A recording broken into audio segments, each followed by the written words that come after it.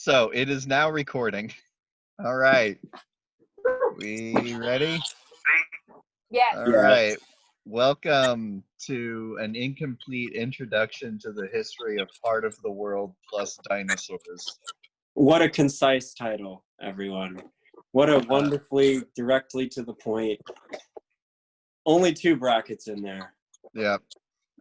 This is a Clusterfuck Productions picture. Yes. So we're gonna start with the Paleolithic period. We're gonna start way from the beginning of history here. Okay, so dinosaurs and human ancestors. So this was about 2 million years ago. Exactly 2 million. Not exactly, about. We're exact here. Is exactly 2 million years ago. Exactly to the date, yes. That like early human ancestors started existing. And so they were mostly living in like the jungles and the savannas of East Africa, and they were tree dwellers because the dinosaurs were faster on the ground. And like you can see from this picture here, like you got this dinosaur that's sneaking up on these guys, and they're not even like aware of it. They didn't do it. Also, I'd like to interject already. Yeah. Interjection number 1. There are tiny dinosaurs that can go in trees. So, what happened there? Could they jump faster than the dinosaurs? No. It's just the predatory ones, the ones that like might eat them. Right. But what about the little ones that like nip them on the hand a little bit? I mean, maybe the ones that were just out there trying their best. They killed them. I mean, they just like swatted them away, you know? True. Yeah. So like good point. So like yeah, they did. But then, this dude, Homo erectus, first guy to like harness fire, to like figure out how to make fire, and that, the fire scared the dinos off, and they were able to like come down out of the trees and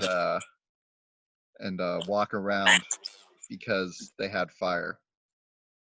Dinosaurs did not create fire. They didn't know what was going on. Just a dinosaur fact for you guys. Yep. Dinosaurs did not harness fire. I can also tell that at some point one of us is going to have the poor job of editing this shit. And I elect it to be me. Because, void, I have nothing else to do. All right, anyway. It's going to be you. Okay. Good, I'll edit it. And you're going to edit this part out, right? Definitely not. I have the power here. Anyway, next slide.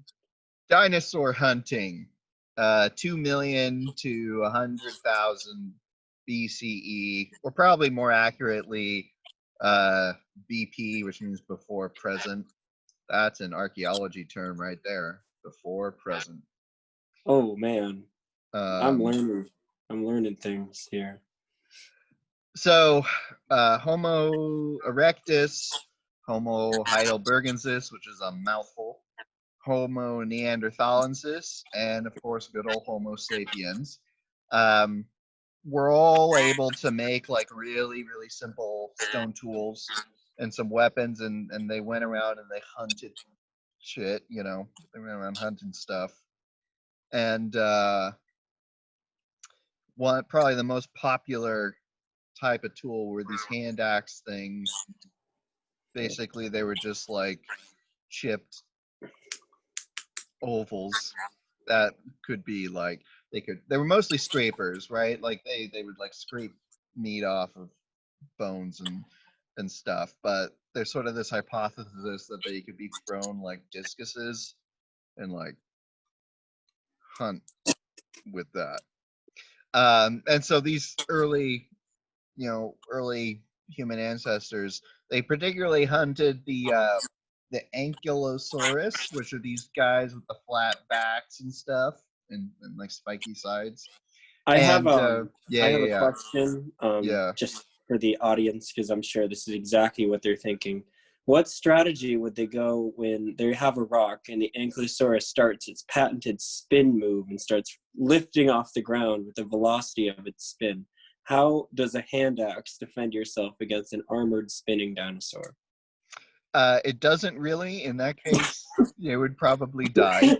It doesn't. Once the Ankylosaurus starts its spin move, the hunt is no longer going to be successful. But no, I feel like for hunting, you'd probably use more like spears, that kind of stuff, and you could just like stab at the fleshy underbelly. You know. Nice. Like slide under it with a spear. That's badass. I like it. Well, I mean, you don't have to slide; you just have to like reach and poke. That's kind of the spear's signature move, the reach and poke. You know, one of them had to try the slide. One of them had to try the slide. I'd be the one that tried the slide and then died, and that would be my legacy. Yes. Okay. That makes sense. And they also hunted the hadrosaurs, which are the duck-billed dinos. So they're like platydinos. They got like kind of a flat head with a duck bill, and they're pretty helpless. So easy hunting. You could take them down right now, right? Easy hunting. Yeah. All right. Domestication. About 40,000 BC, humans domesticated both dinosaurs and dogs at the same time. That was about 40,000 BC. The dogs we know, but the raptors, the dinosaurs that they domesticated were primarily raptors, and they particularly favored the velociraptor. And they liked the velociraptor because it had like the pack mentality, and so they were able to breed it to hunt.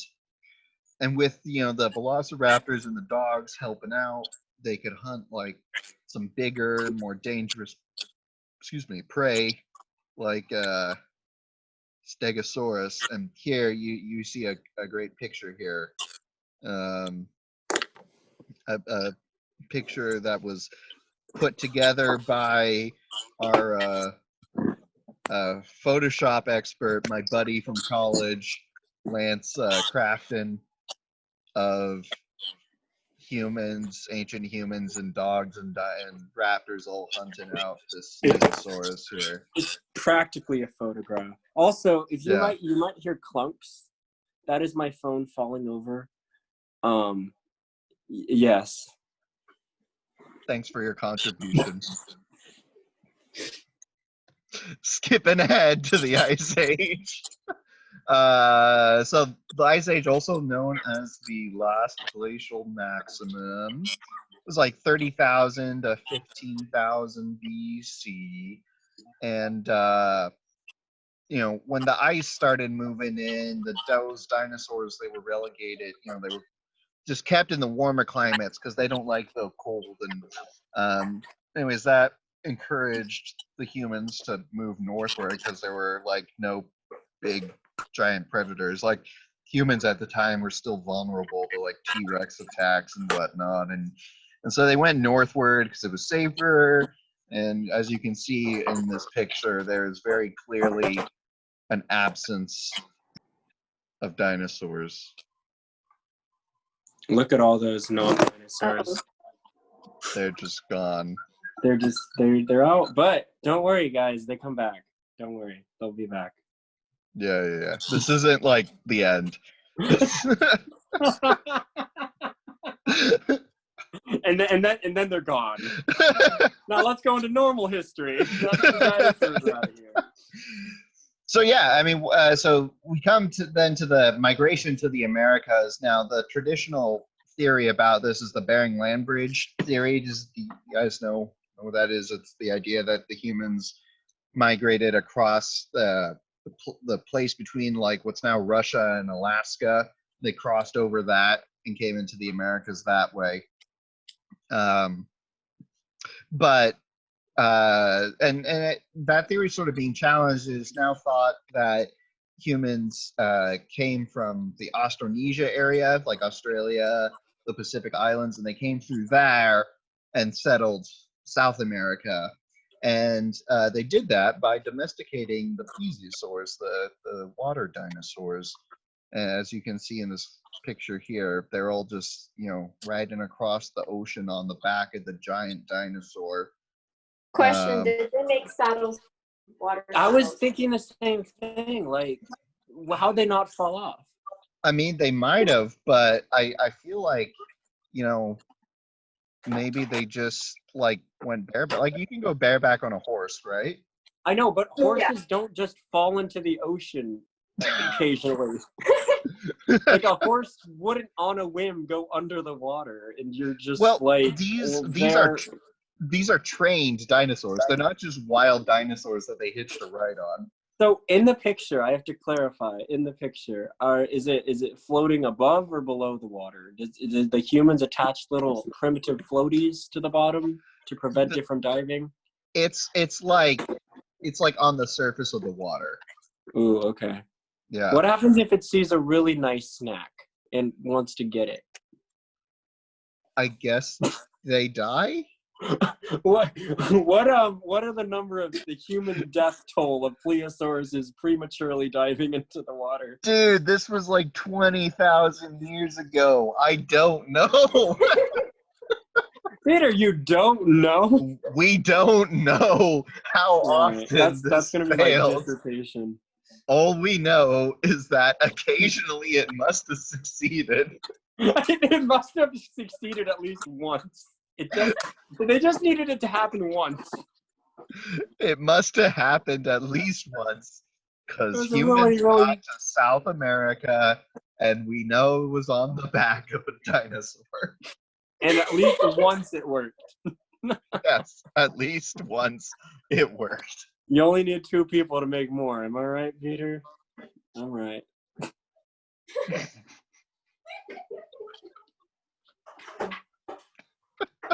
All right, let's move on. This is going just the way I thought it would. I'm so sorry, Robin. This is so good. I'm sorry I'm not contributing more. I am packing, but No, you're good. No, that's fine. That's fine. Arthur, if you want to like step in, actually, you asking questions is working pretty well. No, I'll just ask questions. I think that's good. Yeah. Okay. Cool. You're the teacher. I'm the student. Then randomly I become the teacher, and you just are disappointed in me. At a certain point. Okay. All right. Go back to the guy that knows what he's talking about. So we come now to the Neolithic, the New Stone Age. That's what that means. The Paleolithic is the old Stone Age, and the Neolithic is the New Stone Age. So we come, and the Neolithic is all about like agriculture starts, and it's like people are now farming and shit, and that was about 10,000 BC, roundabouts there. I think the current estimate is more like 11,100 and something, but somewhere around about there. So anyways, when people decided, just they didn't want to just be walking around all the time, they like settled down into like these bigger societies, and they started farming. And to do that, they domesticated these large herbivores, the ceratopsids, which is like the triceratops and the pentaceratops, and those guys, they domesticated those guys to like pull the plows and to like pull carts and stuff. And they were dinos of burden. I don't know if you guys have heard that phrase. I hear that every day. I wake up and someone mentions a dino of burden to me every day since I was 5. So I'm very familiar. Great. Perfect. And as you can see in this picture here, this is a couple of ceratops. So pulling a plow. That little wooden dingle the man is so diligently dragging along the ground is about the size of half of a triceratops tail. how many of them were broken when a Triceratops decided to either A, shit on it and the force of its shit blew it up, or B, sit down and break the legs and arms of the man, including the contraption, Peter?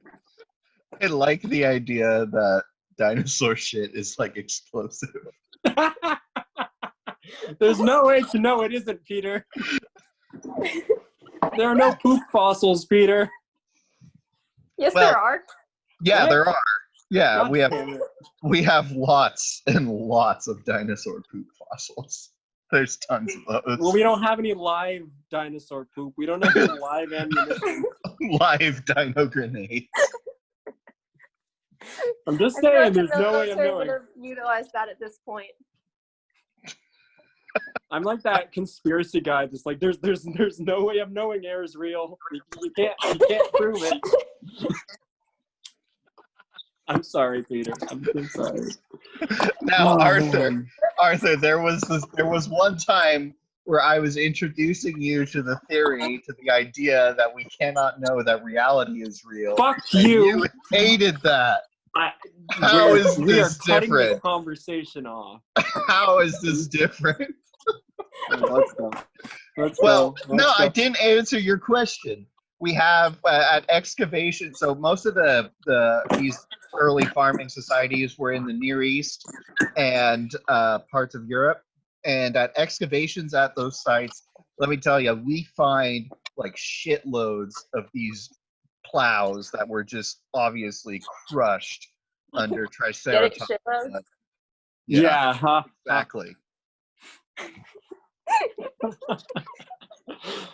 Great. I'm glad that we've proven the velocity of dinosaur shit can beat man-made tools. Where would I be without that knowledge? All right. Probably still here. Let's go. Nothing would have changed. Absolutely nothing would be different. All right, so we come to megalithics. Megalithics is the term for big stone structures, you know, like mega and then lithic, Yes. like big. Yes, rock. I understand. You know, like That's- dino and soar. Dino and soar is soar, you know. Dude. Oh man, by slide 40, it's gonna be such a shit show. I'm so sorry. I'm losing my mind.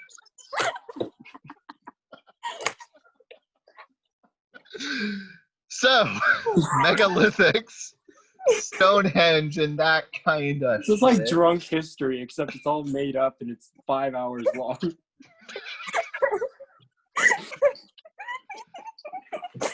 Oh God, I love drunk history. Okay, just go. So, megalithics like Stonehenge and other sites, like there's like big stone tombs or temples in Malta and that kind of stuff. You know, they use the dinosaurs to help, you know, lug those big ass stones around. And we know they use the Ceratops guys, but we think that some of the like bigger societies may have used the sauropods. The sauropods are those big guys with the tall ass necks, like in the picture here. And, Question, yes, Peter. yes. So based on this photograph you're showing me, that giant ass brick of silver or whatever it's supposed to be is that bigger is a than rock. the dinosaur. That is a rock. Shush. It's bigger than the dinosaur. How is it lifting it? How? I don't think it's bigger than the dinosaur. It is Further away? obviously about the same. I don't understand the question. To me, it looks about the right size that would be liftable by a dinosaur. I disagree. Having lifted many things, I think that would not work. This is coming from your extensive lifting experience. I've lifted tables, I've lifted chairs, I lifted a child once. I've lifted many How things. did that go? How did that go? I didn't break them. And they got back that's on good. the ground. One time one time, just a quick call out. It's okay. This is just, I'm gonna edit everything down to something watchable. Let's just fuck around. Arthur was at my house, and he said if I went to a friend's house and they had a baby and I dropped the baby and it died, I would be bummed because I could never go to that friend's house again. That's all the ramifications that you care about. They just be like, hey, you're gonna have to hang out outside the house. Because you killed our baby. Gravity killed the baby, Peter. Yes, I remember guns kill people, not people, huh? Yeah. Gravity kills That's people, not people. Oh Excuse me, Judge, it was gravity. Yeah, obviously gravity is the murderer here. Yeah. We need to charge And it looks like Newton. gravity is gonna murder the shit out of that long boy. This long boy here. I don't know, man. To me, that it looks like No stoner thing. I don't know, man. the dinosaur could lift that. I feel like it could. I don't know, man. This isn't a photograph. This isn't a photograph. We can move this on. is I'm just gonna artist apologize rendering because I'm ruining this whole thing. Maybe in reality they had two. Maybe they had a team lift sitch going on. Sick. I don't know why I said switch. Fun story. When I was in Scotland, the first time, so I was working at an archaeological site where they had a lot of like megalithic stuff, and there was a TV documentary that was being filmed at the time, and they were filming experiments trying to figure out how people moved the stones, and they basically pulled us in from work to be on the TV experiment. And what they did is they had giant ass stone and a big like path of seaweed, and they put the stone on the seaweed and we all pulled it and the stone just like went. But we also tried it with like rollers, and the rollers did not work. The thing barely moved. Are you supposing that instead of cars we could use strategically placed seaweed?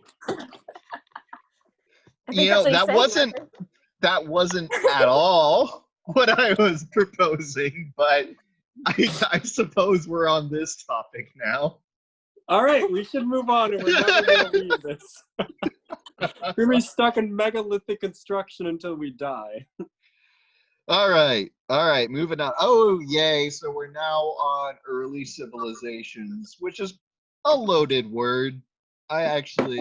We should probably change that to like early societies or something. Civilizations is a bit of a weird word. So we start with the River Valley civilizations, which is pretty much where every high school world history class starts. So we got the river valleys in Egypt. That's the Nile River. River Valley in Mesopotamia, which is the Tigris and Euphrates River, and it's between those rivers, which is what that name means. Meso, between, Potamia, rivers, between rivers. Nice. The Indus River, which is in India, or like Pakistan. I think it's like right between the two. And the Yellow River, which is in China, which I think is called something else. I think it's called the Yangtze River. Yeah. So anyways, in those river valleys. Welcome to River History with Peter Lawson. So in those river valleys, irrigation was what made shit happen, because it's what made the agriculture really take off there and allowed the societies to grow to too big. And the dinosaurs were, they helped with the irrigation, same way with the plowing. They pulled, like, they helped move and dig the dirt, and they they just helped with the irrigation to make the food and the crops grow. And yeah, this enabled an increased agricultural yield, which is the reason we have, at the time you start to get things like complex politics and economy and trade, and also like sexism and gender roles and class Woo. distinctions. I have a We question. love that. Yes. So you know what compost is, right? I am aware of So what preface to the compost is. question, would you consider poop compost? Yes. Wait, Arthur, do you know what compost is? I do, because I stand in it every day when I have to go Okay. outside and remove my horse's mess. Then yes. It was theoretical. How much of would. the increased agricultural yield was due to the explosive potential of the dinosaur shit? Probably a lot. Like if you like take your seeds, like if you take your crop seeds and you like put your crop seeds in like a dinosaur, and the dinosaur shits it out and the shit explodes and it throws the seeds like that, you could plant an entire field So what we're with one saying shit. here is that exploding dinosaur shit led to sexism. That's about what we're getting at. Yep. Right. I just wanted to make sure we were on the same page. Explosive dinosaur shit equals sexism. A direct line. Yep. Direct connection. Yes. Yeah. Okay. They All just don't right. tell you in schools. Anyways, let's move on. So, like I said, one of the things that came out of this was long distance trade and extensive trade, because as these societies grew, they, began to, for one thing, they were starting to process metal, move away from stones. But the bigger thing is that they could actually produce finished goods because you had the division of labor, where people could actually like get good at doing stuff instead of everybody does a little bit of everything. And so suddenly societies had like things to trade between each other. And like we know this was happening because it's like we find Mesopotamian and Indus coins in like Egypt. And so like we know that there was stuff being traded between those. And it was the Ankylosaurus that was favored for this because they had those like nice flat backs. You can see here in the picture the bags. They just sit nicely on those flat armored backs, and they're pretty Peter. sturdy, so they can walk for a while. I have a question. Of course you do. So- What's up, Arthur? Oh, goodness. Okay. So, you know how we earlier established with definite certainty that the Ankylosaurus has a spin move that can lift it off the ground? Sure. Yes. Do you think that was the inspiration for flight, seeing their Ankylosaurus fly into the sky laden with their trade? No. Okay. No. End of question. For one thing, there were actual flying dinosaurs that were probably closer to an inspiration for flight than a twirling dino tank. And All right. secondly, I think we need to clarify exactly how far off the ground these things might have lifted when they did their spin moves. Because I get the impression in your head you're saying a helicopter like Yes. Ankylosaurus just lifting off with a spin move, and I don't Yes. think that's what we're talking about. There's no way of knowing, Peter. We could both be right. Well, there is a way of knowing because we live in a society with dinosaurs, obviously. Right. Sorry, sometimes I forget that. Sorry, quarantine has me inside a lot. Sometimes I forget. We've lost track of the dinosaurs. We don't know where they are. Could be anywhere. All right. Let's go over to America.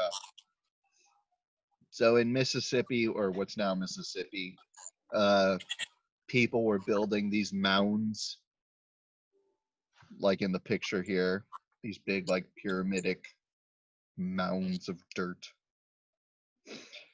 And like pretty much everywhere else, the dinosaurs helped with that.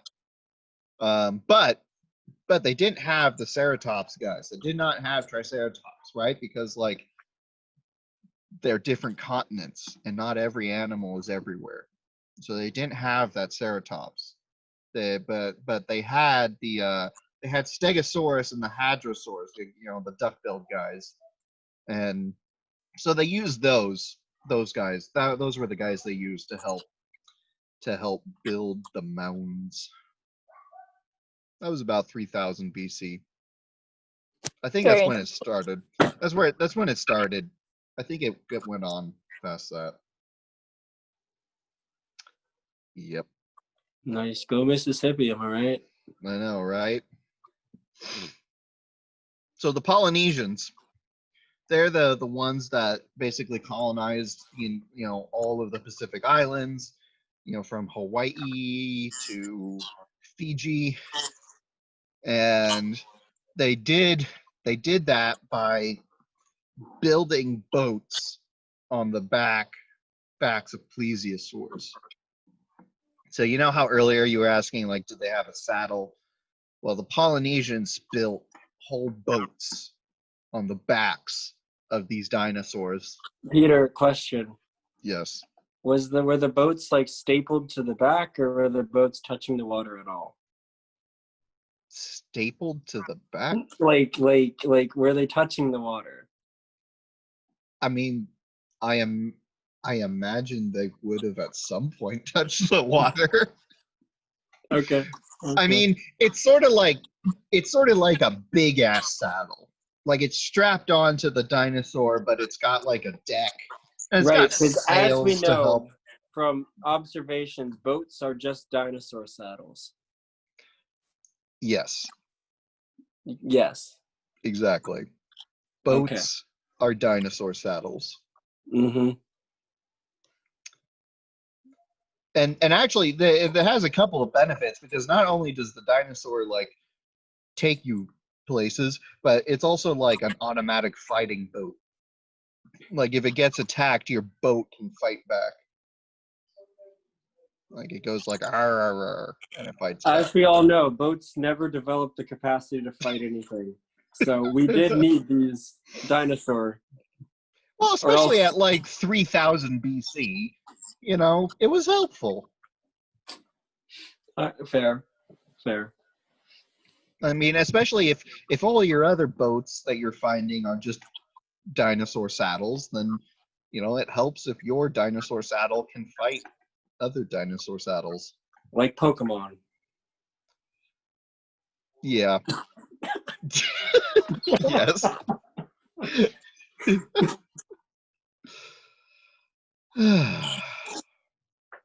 Are you filled with regret yet, Peter? Filled. Anyways, moving on. Yeah, so now we get to what everyone was pretty much expecting here. The pyramid building. So they use the sauropods, the big guys, the Brachiosaurus, which is this guy in the back, and the Diplodocus, which is this kind of weirdly headless guy in the front. Oh my god, he actually doesn't have a head. Yeah, he actually does not have a head. And they forgot to put his head on. When assembling your dinosaur, always remember to put the head on. How is it supposed to work without a head, Peter? How is it supposed to get anything done? This is a. He's not even connected to anything. He's just walking around without a head. No, obviously, Not he's the helping. most efficient way to do things. He is helping to pull the rock. Oh, I get it. So the blood pouring down on them gives them a reminder of what could happen if they don't pull the rock.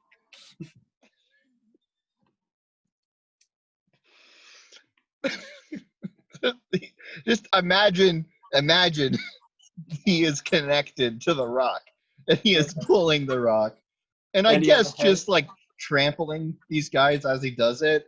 And this guy in the back, he's just cheering him on. He's not doing anything. He's just like, hey, you can do it. You can do it. Man. So yeah, the Egyptians use these guys like all the time to build their monuments. And with the Pyramid of Khufu, we actually have like workers' diaries and the written economic accounts that describe how it was built. And yeah, they talk about the dinosaurs helping out. They do. Yep. Olmecs. Ever heard of the Olmecs? Me? I mean, sure. Yes. Yeah. I'm, So I'm reading about them. the Olmecs were like one of the earliest civilizations in Mesoamerica, before the Mayans, well before the Aztecs and all that fun stuff. And they carved these big ass stone heads, and obviously these are big rocks.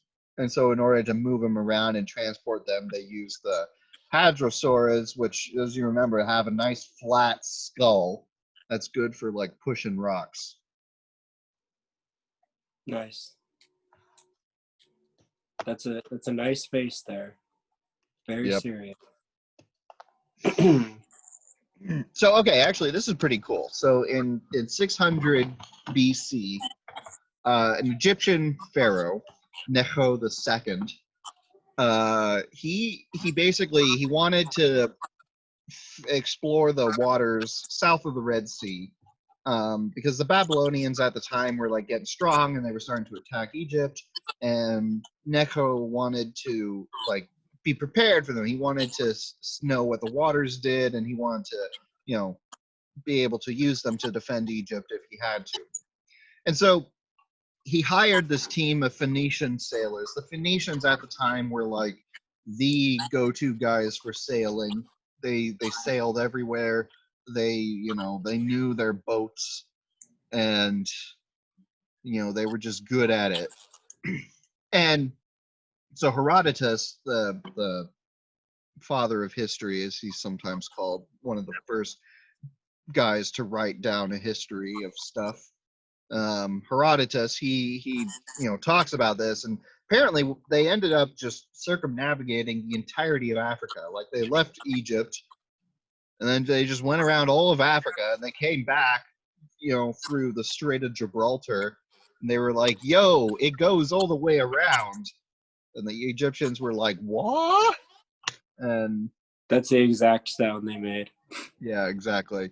And it was kind of a big thing because they also like they said that the sun was on the other side of the horizon or something, and that happened when they went into the southern hemisphere, and everyone was like, "That doesn't make sense. How did that happen?" So yeah, kind of cool. And so in Herodotus's account, he also, he mentions that they were sailing on the back of a mosasaurus, this guy here, which is a very aggressive type of water dinosaur, and it's like very predatory. And so being able to control it was sort of an indication of how good of sailors the Phoenicians were, Yeah. I once side tangent. I drew a kid a mosasaur once and he lost it and I was upset because I spent like 20 minutes on that bitch. So I relate. Thanks for the contribution. Thank you. You're welcome. All right. Okay, Acadia. So the Akkadian Empire, it was in like what's nowadays like Syria, Iraq, maybe Turkey. It was kind of in that area, and it's considered like the first empire, like the first real empire of the world. And Sargon of Akkad was the guy who made it an empire, and as such, he's considered the first emperor of the world. Well, emperor in the world. I don't think we've had an emperor of the world yet. But anyways, he was, he made his empire by like really aggressive expansion, and so he was instrumental in developing the use of dinosaurs in battle. And so, they have the velociraptors, which they basically just had on leashes like attack dogs, and they would run into battle with them and let them do their stuff. They had the heavy ankylosaurs on the front line doing the defending. And but he pioneered the use of the Allosaurus as both a mounted unit, like something to ride, and also to pull chariots. And also he had like bigger dinosaurs pulling the siege equipment. So that's like dinosaurs' real introduction to warfare. Because as we know, dinosaurs never hurt a soul before Sargon of Akkad told them to. Well, they did, but it was just like disorganized. It was just disorganized rampaging. Now it was like organized rampaging. Sweet. All right. Oh man, antiquity. Here we go. We're doing great, Peter. Just keep holding on, buddy. We'll get there. You and me are together till the end. Alexander the Great. Yeah. So he yeah, just moves on to the next one. So Alexander the Great, he had his empire from Macedonia, he conquered the Persians, ended up going like all the way to India before his soldiers were like, dude, we aren't going any further. We're going to turn around. And he then died because he couldn't conquer anything else. Not that great then. Yeah. Dying and all that. Yeah. So anyways, he really liked to use the raptors and the Allosaurus, the mounted Allosaurus. He rode an as this picture clearly depicts. This is an old what are they called? The painting? That's not a painting. It's like tile work, mosaic. It's an old mosaic. Yeah. Yeah. Oh, a mosaic with a not a mosaicosaur. Get it? Anyway, the Allosaurus looks like it's coming out of its stomach right now. This picture, it obviously it depicts him riding an Allosaurus, and so he was famous for that, I guess. And he also used like the flying pterosaurs, like little ones, to like fly around and harass the enemy and drop rocks on them. Probably shit on them, but I'm pretty sure most of the hits were from shits, if you know what I mean. I think you mean that most of the hits were from shits. That is exactly what I mean, Peter. Very perceptive. All right, I'm gonna close my car windows here. The mosquitoes are getting in. Mosquitoes. What would win, 10 billion mosquitoes or an ankylosaur? I don't know. The 10 billion mosquitoes, I feel like they have a bit of an edge there. They have a slight numerical advantage. Yeah. All right. All right, let's move on. Oh, Arthur, you watched man. You watched a Netflix documentary on this, right? So you know all about this. Hey. One time I watched a Netflix documentary on it, and I don't remember much. It was good though. It's called Roman Empire, I think. It's lit. Anyway, that makes sense. It was about the Roman Empire. It was very straightforward in its marketing. Anyway, the one of the seasons I watched was about Commodus, and Commodus was a dude who he ended the golden period of Roman history. Boom on him. What does that mean? Like, did he intentionally end it? Was he just like, man? No, the golden age is done. Like, he did not declare the golden age is done. It just kind of decided to be done after he was done. It saw his work and decided its work was done, and it walked away. All right. Anyway, all right. He reduced military conflict, but unfortunately, he was kind of a character, and there were intrigues going along involving his wife, his sisters, a lot of different people, his friends, his buddies. Oh, what are the old dudes called? The old dudes that like to sit around and say old man things that everyone's like, wow, great. Congress? Senators? Yeah, senators. Anyway, the senators and him had a beef. I blanked on the name. Anyway, eventually it got to the point where he formed a personality cult in a way, and he was like, you know what? I'm going to go fight a T-Rex in the Coliseum to prove what a great guy I am.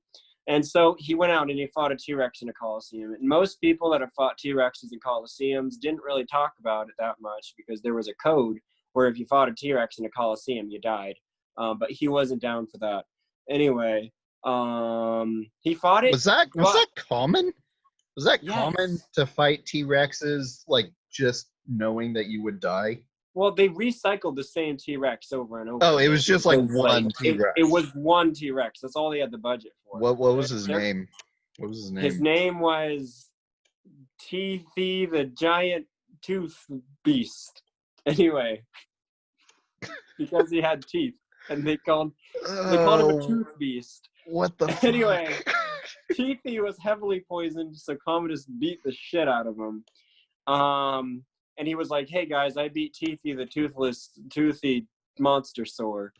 And that's the exact words he said after he walked out covered in his blood. Anyway, they figured out he was cheating and he was assassinated because if you're a Roman Empire and you weren't assassinated, you weren't a Roman Empire, you were a fake. There you go. Do you mean emperor? Emperor, emperor, not the empire. If you are the entire empire got together. I am the empire of Arthur and beat the shit out of a poisoned. He manifested himself into a billion Commodai and just fucking ran at him. Which is the power you got once you got high enough with the senators. Anyway, that was the reign of Commodus. What a dude. Did you say he got high with the senators? He might have done that too. There's no telling what could have happened back in those days. All right. Thanks, Arthur. So we come now to Hannibal crossing the Alps. And so Hannibal was a Carthaginian general. Carthage was the North African colony of the Phoenicians that became its own country, its own state, its own empire. And they were at war with Rome for like a hella long time, I think. And so, Hannibal, the general, he was like, they're going to expect me to attack from like across the Mediterranean Sea, and they're going to expect me to come from the south, but I'm going to trick them. I'm going to go around and I'm going to cross the Alps and attack them from the north or northwest. And so that was in 218. And, everyone knows that he took like elephants with him over the Alps, which was like already kind of nuts. But he also took like a whole bunch of Diplodocus with him. And the Diplodocus, he used them to transport large equipment. And they were also like really good at clearing like these large swaths of enemy troops, because like one flip of the tail and it's like an entire legion dead. And same with the neck, and with the neck and the tail, it can double time. Legion. So, do you think that when Hannibal observed the Ankylosaurus spin move, oh my god, patented one, he decided to teach the Diplodocus it? And no, that's why... Jesus Christ. I think when he saw a dinosaur with a big ass neck and a big ass tail, he was like, man, I bet it can swing those around. And I bet that hurts. Good job, Hannibal. Anyways, thing is, dinosaurs, they're cold-blooded and shit, and it's really cold up on the Alps. As you can see in the picture, it's like snow and hella. And so it's like, to keep the dinosaurs alive and to put these big ass wool jackets on them. And we've actually found like little shards of wool in archaeological excavations that we think were from the wool jackets that the Diplodocus wore when crossing the Alps. Did it put its little feet in the armholes? Or did it wear it like that? Okay. Yeah, they just put it around. They just taped it to the side.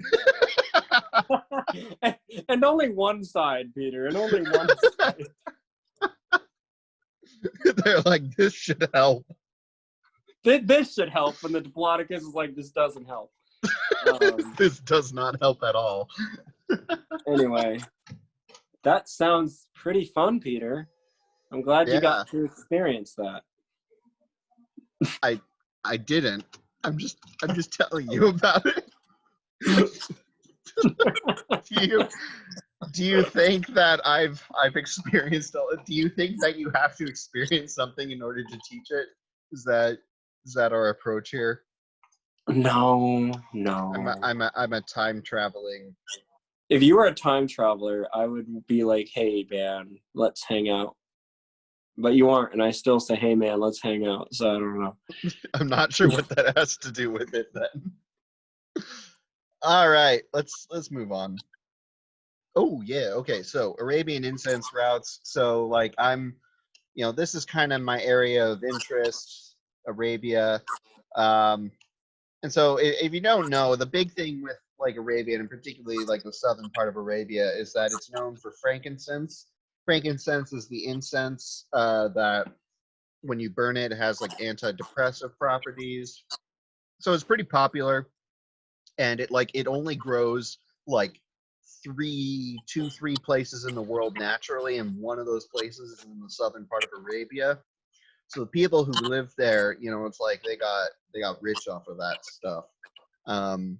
And so a big thing was the overland trade from through Arabia. And it wasn't just that, but it was also the fact that it sits like right in the middle, right between Europe and like Eastern Asia and India, and it's right at those crossroads. So everything that goes from one side to the other just goes right through Arabia. So trade is the big thing. And for that trade, they used the good old Ankylosaurus, which is, I guess, the go-to guy for trade, because he got everything at this point. He's got the flat back. He's sturdy, adapted to desert environments too. And as I'm sure Arthur will mention at some point, he got that hella spin move. He does have a spin move. Yep, he got that spin move. He got that butt twirl. And, how much would you say the spin move influenced the success of the frankincense trade? Literally 0%.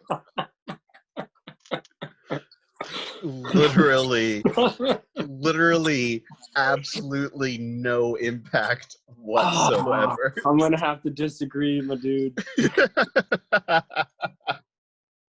I think you're really undervaluing me. Well, I'll tell you why. The Ankylosaurus weren't used as fighters in this context, because the people of Arabia had the oviraptor.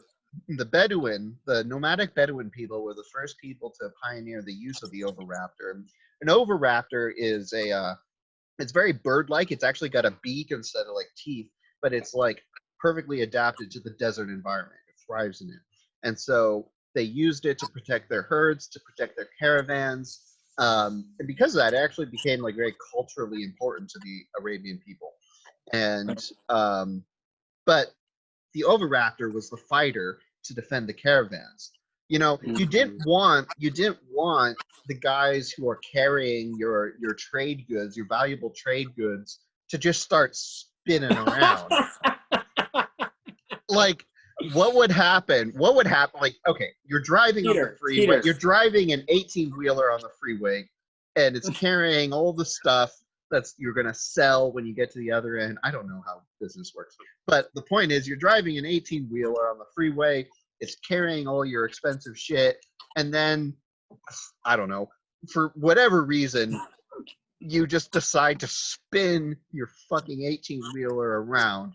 like nothing good is gonna come of that. Hear me out. Okay. Okay, so I'm not saying in a combat context. You know how you're saying frankincense is an antidepressant? So one time I was spreading seed on my pasture, and I have this little device where I push and it like spins and spreads seed around. I was thinking that if you put the ankylosaurus in a group of people, spin it, it could spread the frankincense even further than a normal man could. So you have to burn frankincense in order for it to work. You're gonna have to burn the ankylosaurus.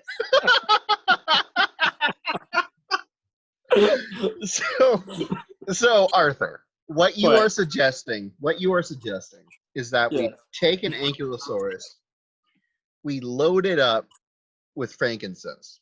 Yes. We set it on fire. Yes. So and we that unleash it onto a crowd. So that it is, spewing its antidepressive goodness, and then we put it into a crowd of people and tell it to spin around in order that the antidepressive incense gets spread further among the people. Like it's a fan. What you're saying is that the Ankylosaurus is a big ass fan. Yes, exactly correct. I don't know, man. What's I'm just saying they could have done it. Really? Why couldn't you just get a normal fan? They didn't have fans, dude. Yes, I did. What the fuck are you? They had fans. They had the little wavy fans, a piece of cloth that you wave. So, all right. We'll have to agree to disagree there. All right.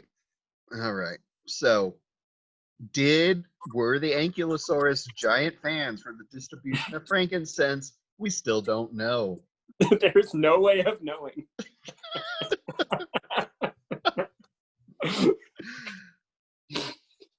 I think the point of this is the versatility of an Ankylosaurus I think patented spin move. I really feel like the result of this presentation, like the big takeaway from this presentation is like most important player, Ankylosaurus. Ankylosaurus is the Captain America of dinosaurs. Yeah. Yeah. All right. Anyways, let's go over to China because we barely talk about Asia at all in this presentation. So China, well, over in East and Central Asia, they use primarily the raptors and the Allosaurus because the emphasis was on mounted combat. So during the Warring States period, which I guess was around 221-ish AD, all the different warring states built little tiny walls to defend against the smaller mounted dinosaurs, which couldn't get over the walls. But then when King Zheng of Qing unified China, he used his Brachiosaurus reserve to help connect the fortifications together, and this was basically the foundation of the Great Wall of China. And the sauropods were used throughout the construction of the Great Wall of China, I guess. Nice. Sweet. Post-antique era, which is another way of saying the medieval period without being Eurocentric, even though it's still pretty Eurocentric. Anyway, the Visigoth sacking of Rome. So the Visigoths were Central European Germanic peoples, and basically Rome, by the time we get to 410 AD, Rome had overextended itself way too far. It was suffering, it was struggling to get by.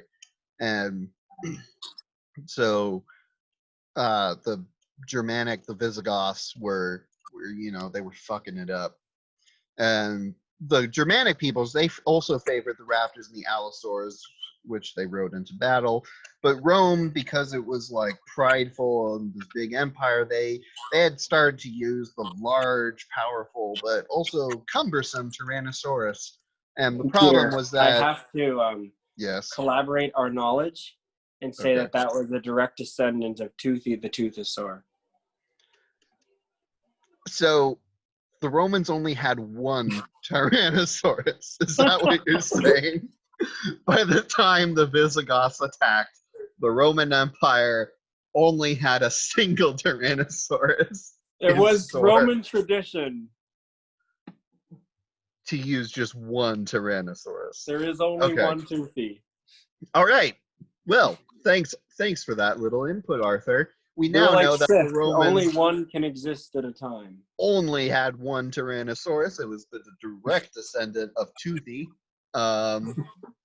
And but he was big, fat, and he couldn't move around a lot, so he wasn't particularly good at fending off the raptor, the swift raptor attacks. And so the Visigoths, they just totaled Rome. Yep. He wasn't Cool. very good at fighting an empire of Commodai either. No. Oh yeah, Arthur. Okay, so do you want to take the Mayans? Oh man, it's been so long since I've had to do a slide. I believe this is your second one. I believe this is your second one. Yeah, this is my second one. All right, so boys and ladies, this was the Mayan Empire. I didn't make it. It made itself, but I'll talk to you about it. Anyway, the Mayan Empire, it had a lot of good shit going for it. Had writing systems, mathematics, astronomical systems, had a calendar. I remember one time in 2012, I was walking around my round pen and I was like, what if the world actually does end in 2012? Because that's like apparently a Mayan thing. But they were off on that. But that doesn't mean that they were always wrong. I think they were just off by like 4 years. Yes. They were just like 4 years too early. Yes, exactly. The 2012 was backwards. It's 2021. That's what they meant. Shit. You thought 2020 was a ride. The Mayans have something in store for you. Anyway, the Mayans were ruled by a divine king who was thought to interact with the supernatural realm, because the existence and flourishing dinosaurs was not interesting enough for them, so they must communicate with the spirit world using their divine king. Because they were so into the supernatural realm, they did not embrace the dinosaurs for anything. They were just little pests. They were like treated the dinosaurs the way I treat like a possum. Like if I see one, I'm like, hey, I see you, but I'm not using the possum to complete any tasks. I could try though. Anyway, they didn't embrace the dinosaurs, which was unfortunate for them because when the Spanish came with their dinosaurs, they did not have an effective counter. But they had an effective calendar because they made calendars. Anyway, that's the Mayan Empire.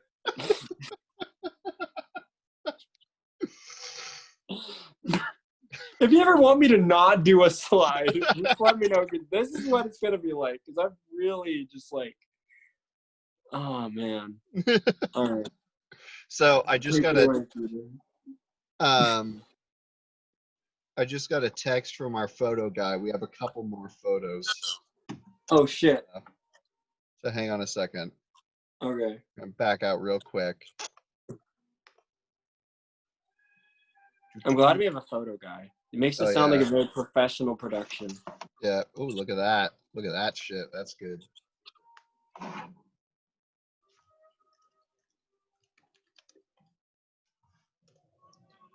And ooh, nice Acadia one. Fortunately, we already did that slide, so We could put it in later. yeah. Just throwback slide. Remember 14 hours ago when we talked about Acadia? Let's see. Roaring 20s. Roaring 20s. There we go.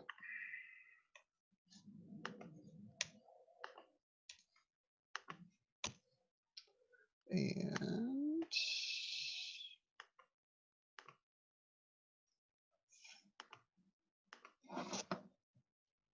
Look at that.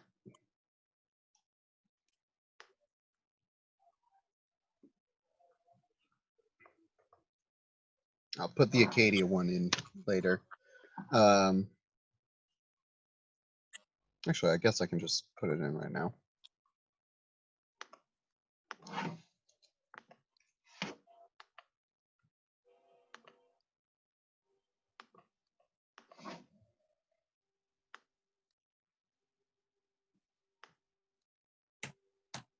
There we go.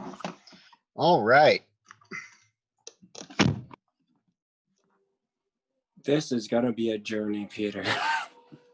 All right. Welcome back, everybody, to a slog through world history with Slog through world dinosaurs. history.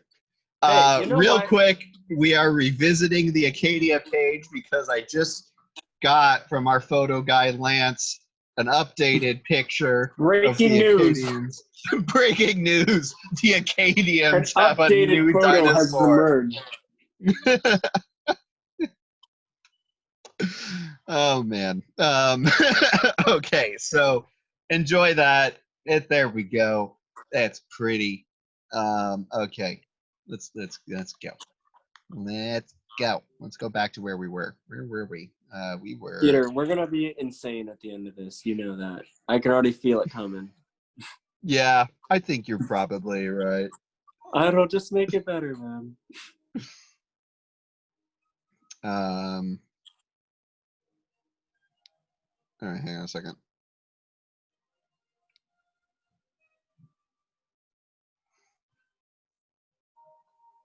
There we go. Okay. So, yeah, here we go. Okay, rise of Islam and the Caliphate. Anyways, the point that I was going to make at this slide is that for some reason we only talk about one religion in this presentation. Hey, excuse me. What about the great sun dinosaur? Okay, you know what? You're right. I stand corrected. I think what I meant to say was we only talk about one major world religion, one of those major surviving world religions in this. He tried his PowerPoint. best, Peter. Do not diminish his accomplishments. But this is already 65 slides too long, and it should have been one slide, Peter. And so we're gonna leave it here. Okay. All right. Rise of Islam and the Caliphate, 610 AD. So Muhammad was born in Arabia, in the Hejaz region, in Mecca, and at the time of Muhammad's birth, the oviraptor was widespread across Arabia through all the different Arabian peoples. It was seen as a valuable family defender and a partner in battle. And so when Muhammad united Arabia under the banner of Islam, he featured the oviraptor at the center of the Islamic armies. And he did that to promote the spirit of unity and tradition, Arabian, patriotism, essentially. And because of that, in the coming 200 years or so, with the Rashidun and Umayyad caliphates that basically conquered from Spain to India, basically, the oviraptor spread with it. And so now the oviraptor is pretty well spread across the entire Islamic world, even though it just came like from... peanut butter. Sure. Shit, I almost fell off my chair. All right. The lesson from Arthur is that Islam is just like peanut butter. It just spreads, man.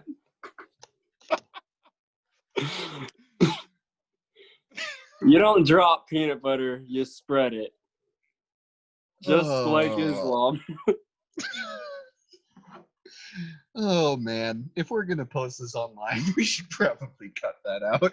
No, I know. No, I'm saying all this expecting a shit ton of editing, but it's easier when I don't care because it'll Yep. make it funnier, but we will be editing the fuck out. Yep. All right. But moving between on. you and me. Between you and me, Islam is like peanut butter. God. Yep. Okay. Hi, everybody. Welcome back. This is Charlemagne's Frankish Empire That speaking sounds like to a you YouTube from channel. 800 Hello, AD everyone. Welcome back to Charlemagne's Frankish Empire. Don't forget to like and subscribe. to Charlemagne's Frankish Empire. Remember, Islam is like peanut butter. Don't let anyone tell you otherwise. I am an authority. Jesus Christ. Okay. We're having fun, Peter. I swear. I swear. We're happy, We're having right? fun, I swear. We're glad we're doing this, right? Are couldn't you possibly have been an overambitious mistake that we're just stubbornly forcing our ways through. Oh man. We're turning shit into gold, my friend. Let's keep going with this. We're at 800 AD.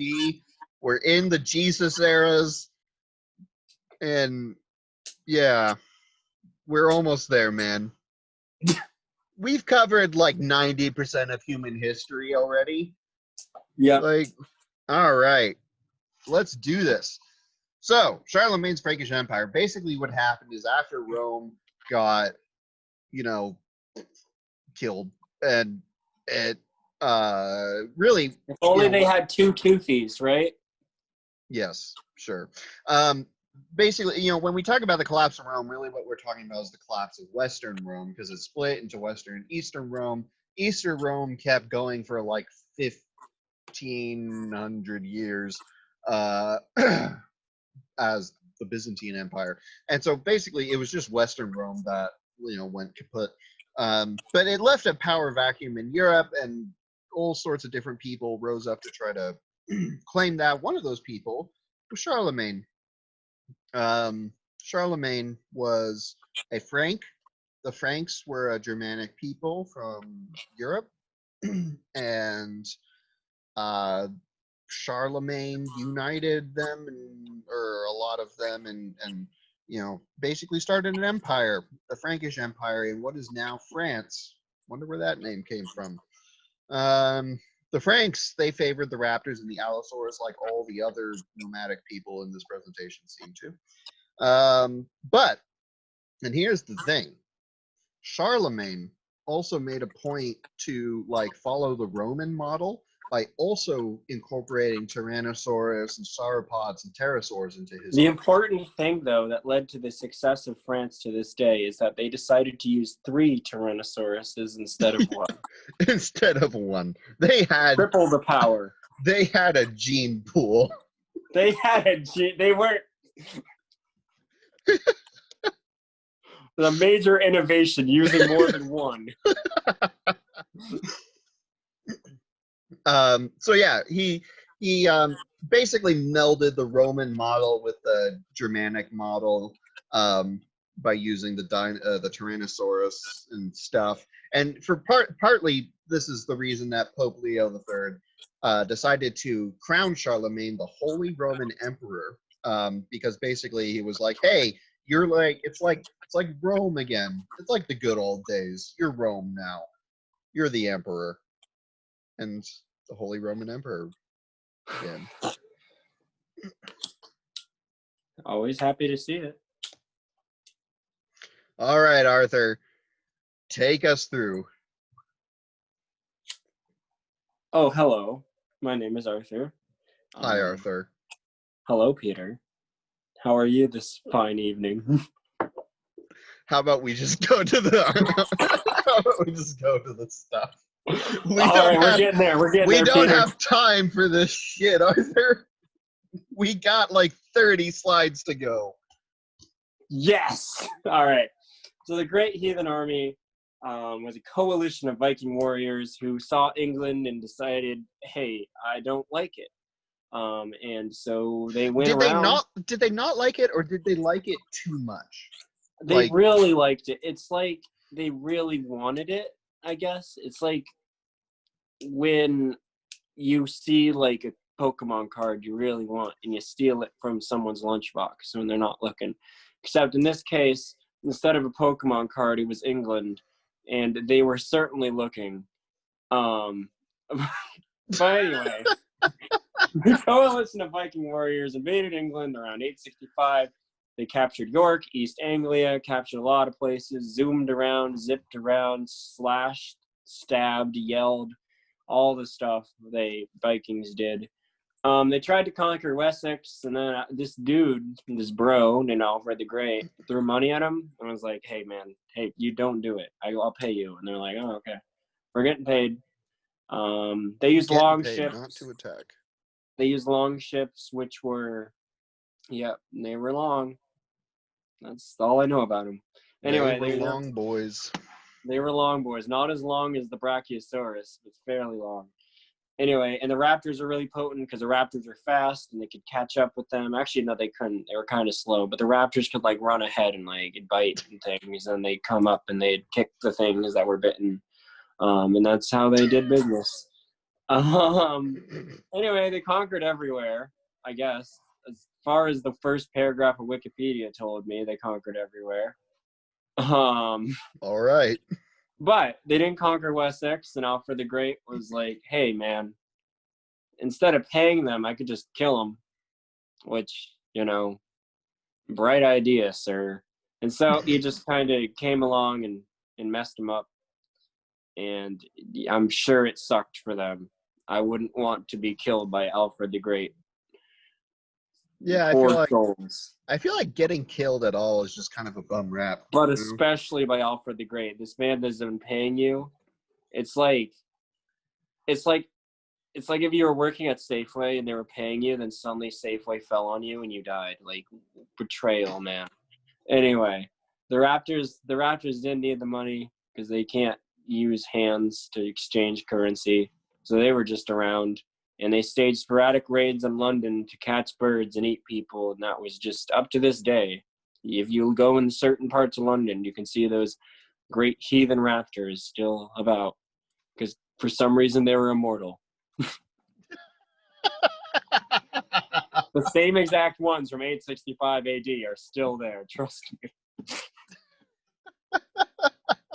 They're just a little gray now. Just a little gray. Anyway, another example of Vikings not being very successful, I feel like I'm kind of doing Vikings dirty. Move to the next slide, sir. Yep. Is the Vikings in North America. They tried to colonize North America. They got as far as Greenland. And then they ended as far as Greenland. I'm forgetting everything I learned about this. It's been a while. Well, I can tell you that there is... Peter, if you know more about it, feel free to say it. There is an archaeological site in Newfoundland that is a Viking settlement. Yeah. But apparently, like the settlements. But yeah, it wasn't. Successful. No, it was not pretty. It was not very successful. The furthest settlements, like successful settlements, they had were in Greenland, and after that, they tried, but it really did not last. And just like all my relationships, am I right? All right. Anyway. Let's move on. Great Zimbabwe, because I really wanted to include something from Africa that isn't just colonization. So Great Zimbabwe, medieval era society in Zimbabwe, and Great Zimbabwe is actually pretty cool. It's still a standing basically castle or fortress in Zimbabwe, that huge stone walls, and it is pretty remarkable. But so the people of Zimbabwe, they've been using the Pentaceratops and the Hadrosaurs for agriculture and construction projects for millennia. And so when it came to building the Great Zimbabwe fortification, they used the hadrosaurs particularly because the hadrosaurs got those flat heads, and that allows, and they can also like stand up and extend themselves on two legs, and that was useful for moving and positioning the stones to build the fortification. Cool. Cool. Your turn for the Crusades, I think. Oh boy. Peter, once again, I offer you permission to, after I barf out misinformation, to add whatever you'd like. All right. I think that's going to be the vibe tonight because I don't remember a lot. Well, let's see how this goes. All right. So Islam was out there using their oviraptors, which I kept in my head during the presentation. I kept thinking, what if they were ovaries? And that wouldn't have worked. But well, the reason they're called oviraptors, it turns out, is because when they were first found, they were found next to a pile of eggs. yeah. So Ooh, egg, similar. ova, it's Oviraptor. It's the root. Nice. That's an actual dinosaur. I didn't know that. Yeah, I no, learned that is. Yeah. I know something new now. Good news, everybody. We told you one true fact. Now we In the can market this presentation. as an educational presentation. We told you one fact. That's real life fact. Anyway, Yeah. the other Islam and Christians were all fighting over the Holy Land, because it was fairly important to both of them, allegedly. Yeah, that about sums it up. Yeah. Anyway, the church was like, hey, man, these oviraptors, not only were they found next to eggs, they're pretty good. They're pretty good at this shit. And the church was like, man, I don't know, I'm at a loss. But then the hero of world history, the entire thing, the meek but noble ankylosaur was found by the Pope on their ankylosaur. I don't know why ankylosaurs became so independently. We all decided ankylosaurs are the most important dinosaurs. Now, I think what's really funny about this is that in the presentation, I feel like we have implied that ankylosaurs are definitely present in Europe throughout this whole thing. But I guess the Pope just didn't know about them. The Pope So, had a lot of things on his plate and was unaware of the very common ankylosaur. and so the Like a implication here is that like- it is just the Pope, specifically the Pope, discovering the ankylosaurus that turned that All made of the troops were saying, why don't we use the ankylosaurus? It wasn't until the Pope saw one and was like, hey, we could use that. And everyone was like, oh, duh. Anyway, they employed the ankylosaur in battle. That's with like that not being able to spin. use tanks until like the world leader discovers what a tank is. Like, we have tanks, we can use them. They're like, but I don't see it. I don't know it exists. I haven't discovered it. Anyway, the ankylosaurus is used. They're patented, Peter. Yes, yeah, the patented butt spin move. The butt spin move, and certainly did a lot of that.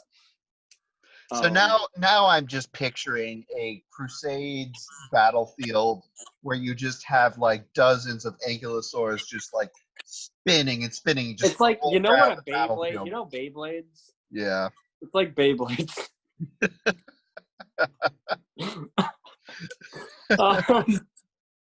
The Crusades accomplished almost nothing, discussing loss of human life, yada yada yada. That's the theme. But seeing the Ankylosaurus fight was pretty cool.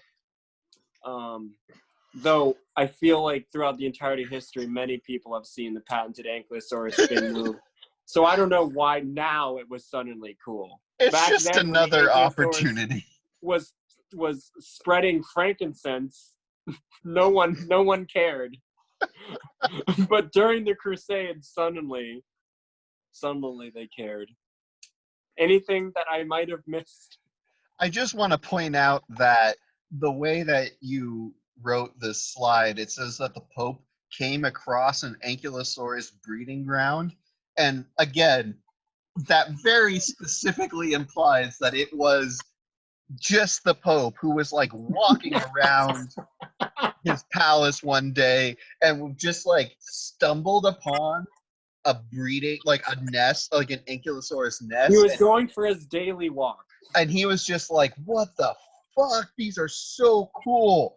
And then he like showed them to his generals, like his crusading generals. The generals and they were like, they've been yeah, using this we've against us been for like trying. 1,000 years.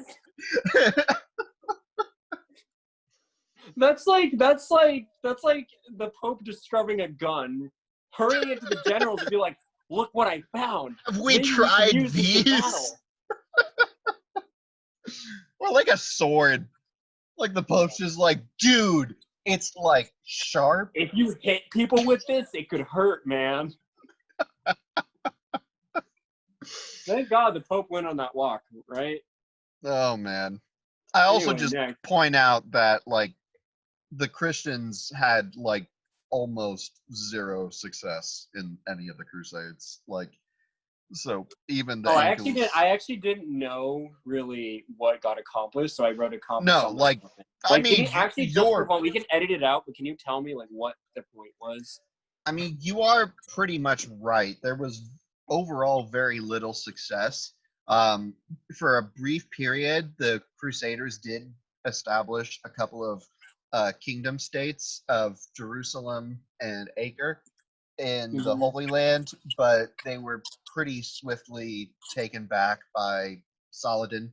Yeah, I mean, it really did not. None of it ever really accomplished. And it lasted till trying 1271, and in all that time, nothing really came of it. Well, it wasn't one crusade. There were a whole bunch of different crusades in that time period. There was a couple funny stories from the crusades.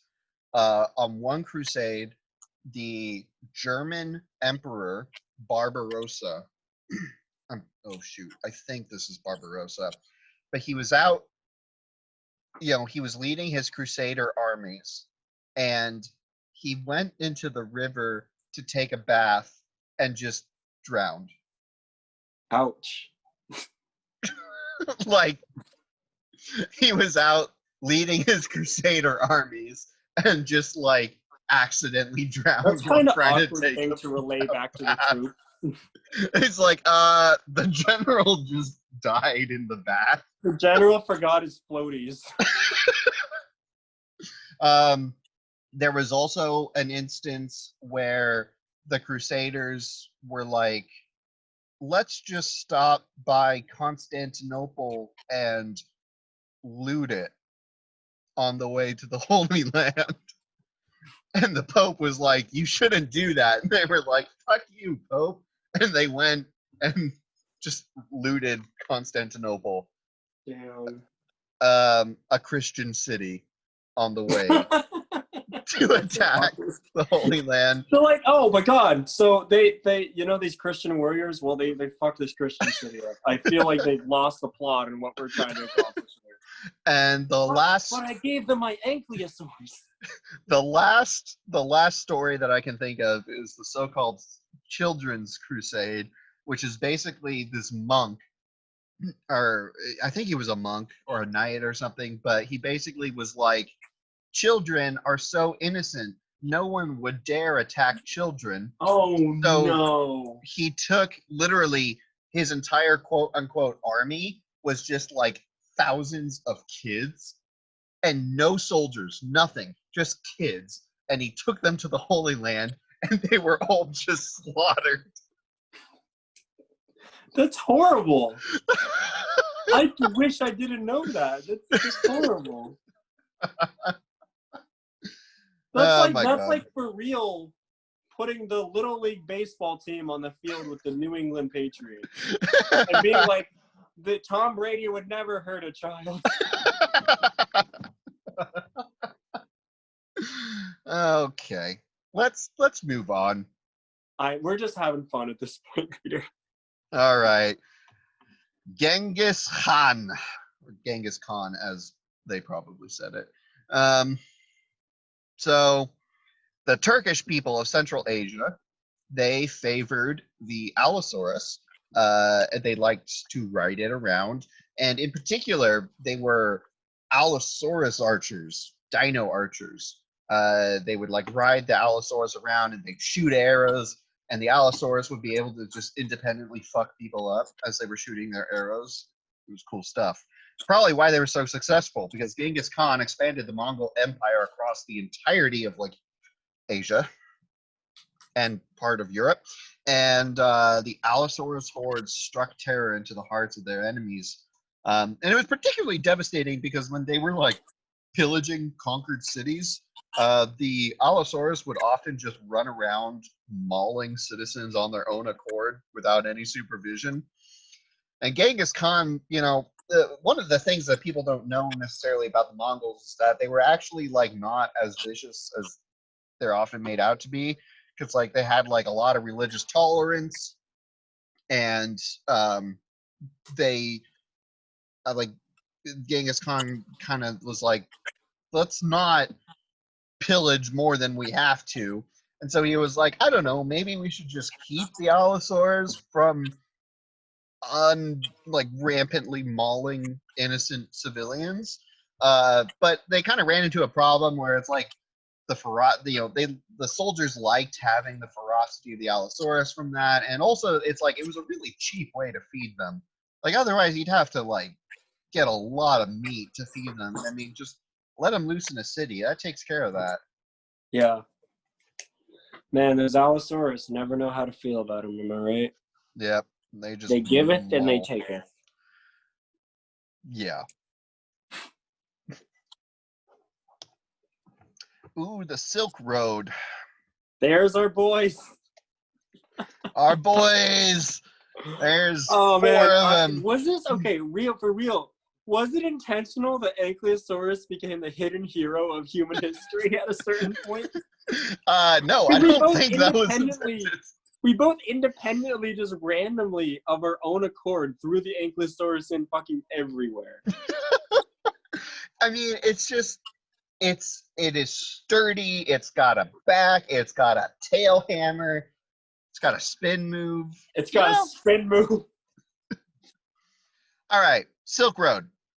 So a lot of people don't necessarily realize that the Silk Road was actually not just a single road, but it was actually like a network of trade routes that spanned from Britain to like China. And because of that, it saw the most extensive dinosaur travel in history. The trade caravans that traveled along the Silk Road were made up of the flat-backed hero Ankylosaurus, as well as sometimes the Triceratops hauling carts with goods.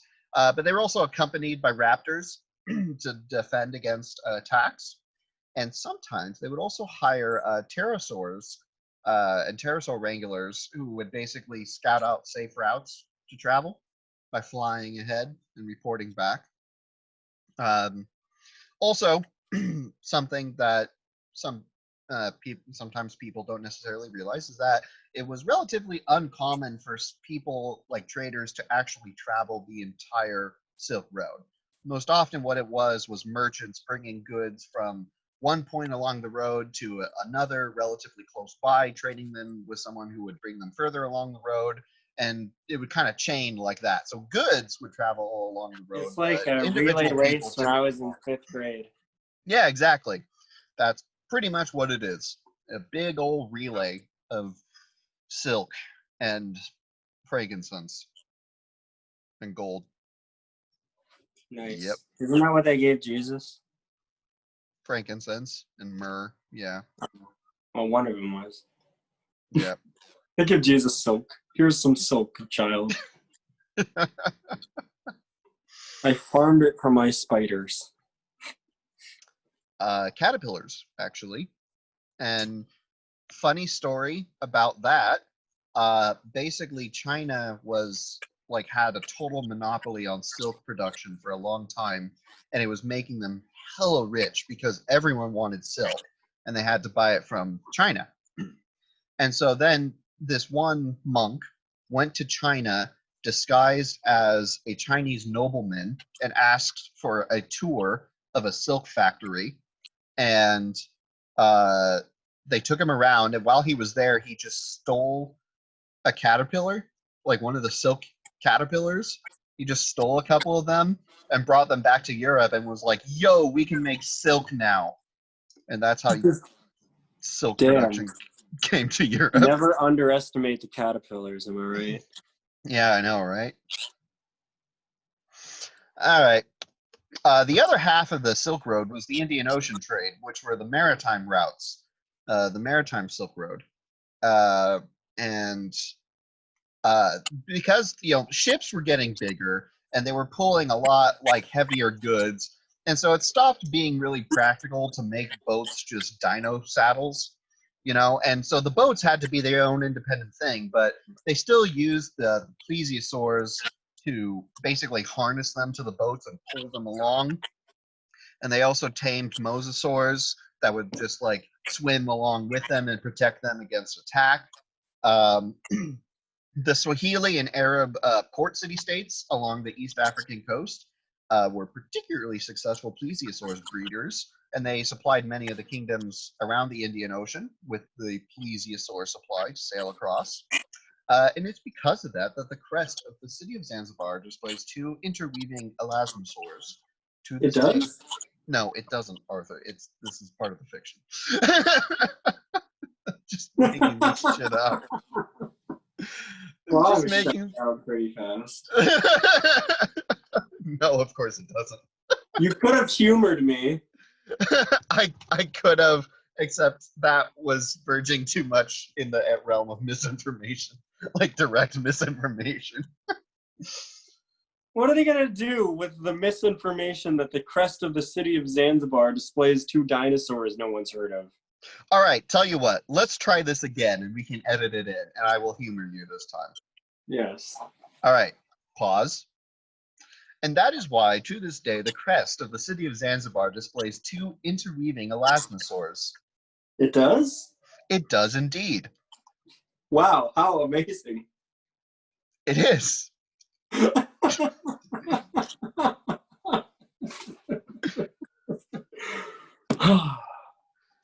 Let's am move on. very glad that I learned that today. I'm glad that I taught it.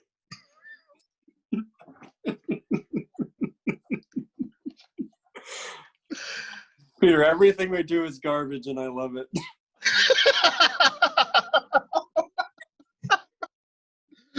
Oh my god. Let's keep going. Who would have thought that we were the dream team when it comes to over-researched, over-ambitious trash? A archaeology student and a guy who saw a documentary about Rome on Netflix. That I barely remember. Dream powers team. Combined. Yes. All right. So the Hajj of Mansa Musa. The Hajj is the pilgrimage that Muslims take once, or you can do it more than once, but at least once in their life to Mecca. And Mansa Musa. So Mansa Musa was the Mansa, or king, sultan of the Mali Empire in West Africa, where around the capital was Timbuktu, and it was centered around where Mali is today. And so he was the sultan, and they were Muslim, and so he went on Hajj to Mecca in 1324. And he brought with him this massive royal procession. It had 80 camels, 12,000 slaves, and 50 barosaurs. And each of these barosaurs carried 2 tons of gold each. And throughout the Hajj, one of the things that's sort of advocated is the idea of charity. And so he took all this gold with him basically to spend it. And by the way, Mansa Musa, even adjusted by inflation, has well recognized as probably the richest person in history. Really? Yeah, even adjusted to like modern inflation, he is probably the richest person in all of history. And so he had like shitload of gold, and he spent so much of it on his Hajj that he like personally destroyed the economy of Egypt. You know, rich people and their pranks. Basically, he gave everybody so much gold that it completely depreciated the value of it and just destroyed the economy for years. What you're saying is charity destroys economies. Yes, that's the takeaway from this. Well, don't tell Goodwill. Don't tell the Salvation Army. But there's a little anecdote from an account of when he visited Cairo. He had these 50 giant barosaurs, and when they got to Cairo, the food, all their food, they basically just put it on the sides of the Great Pyramids. And there's so many of these guys that gathered around to feed that they apparently completely blocked the pyramids, completely obscured them from view. Just a pretty nice little visualization there. You know, I'm really getting stupid because for a second I was like, wow, that really happened.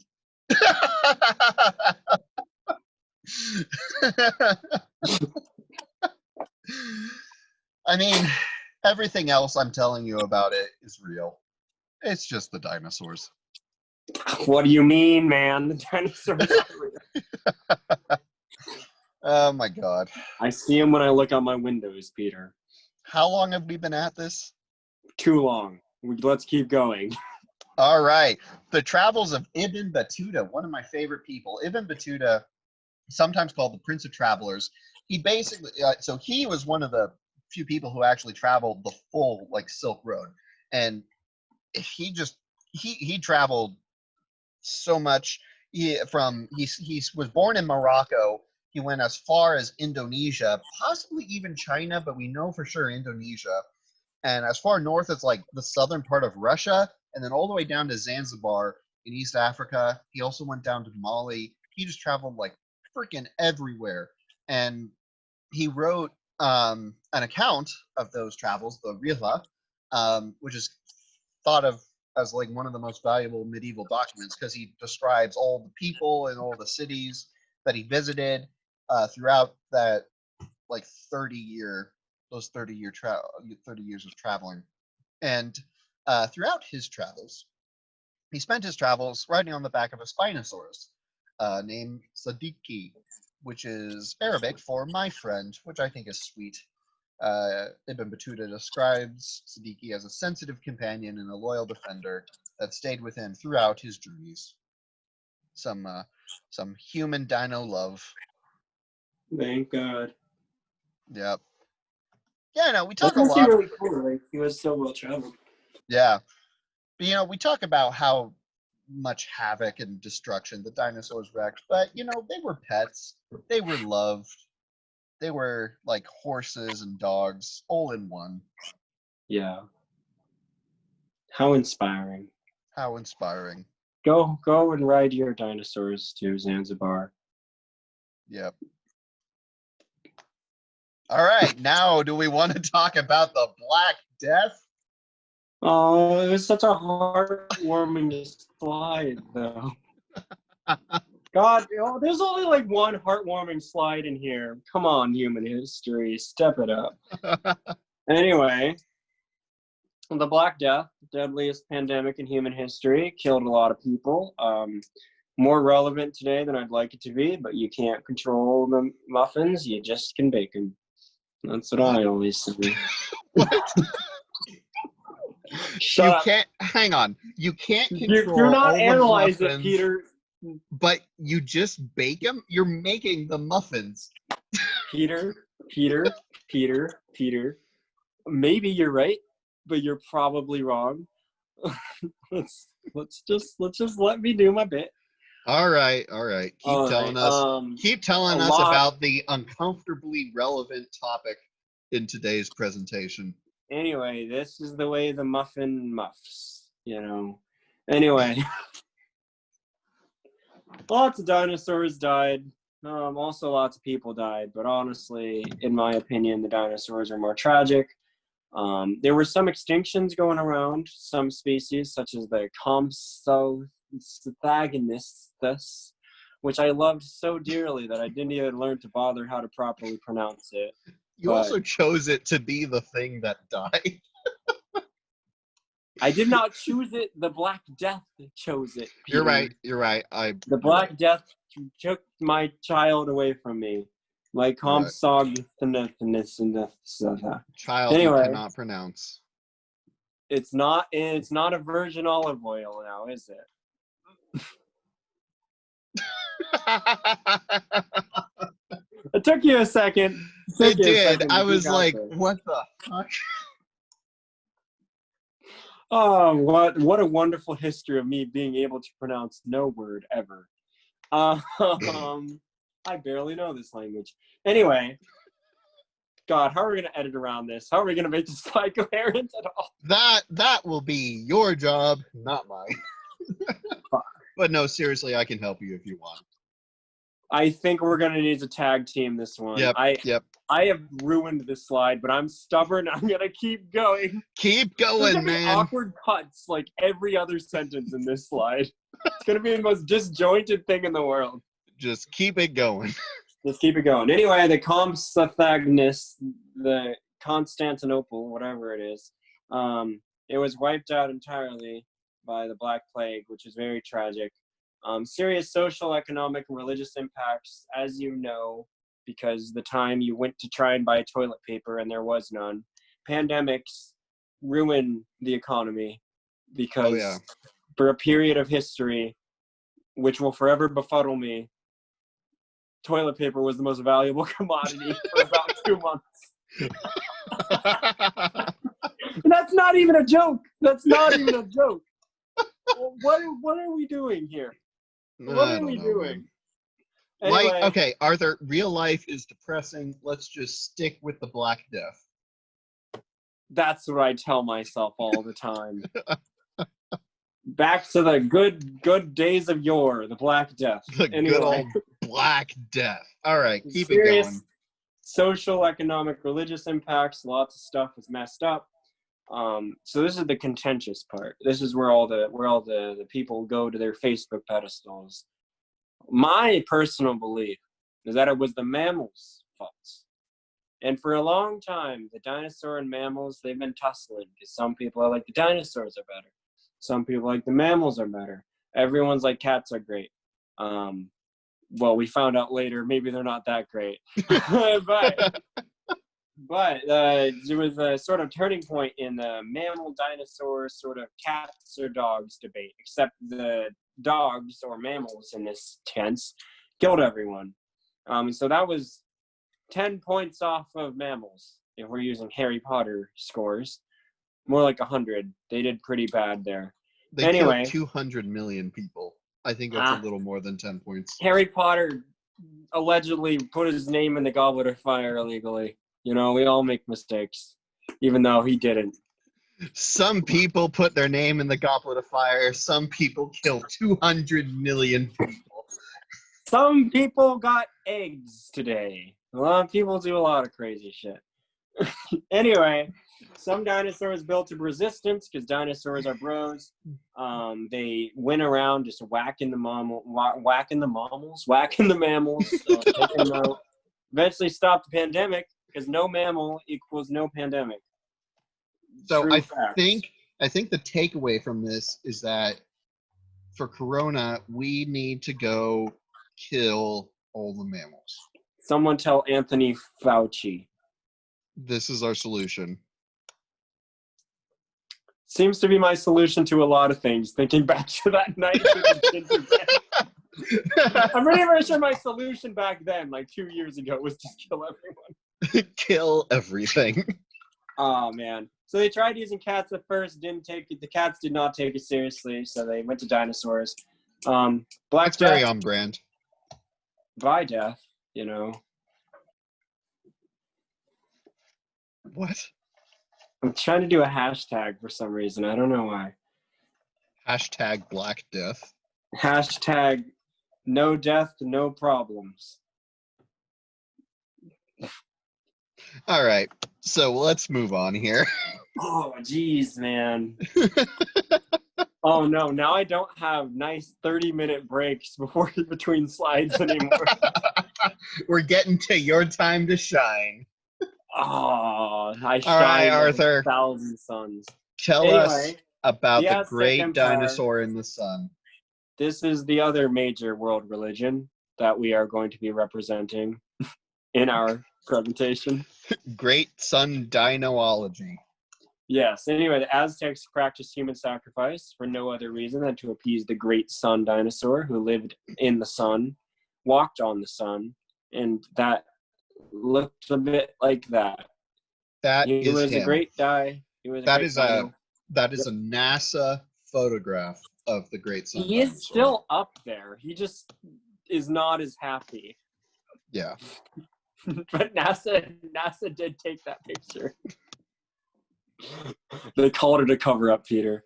Anyway, harming a dinosaur in the city was a great crime punished by human sacrifice. All roads led to human sacrifice in this society, it seems.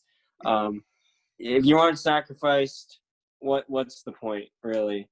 Anyway, the great sun dinosaur was appeased by sacrifices, and the dinosaurs and humans were chilling and doing great until Europe came along, and as Europe does, wasn't fun.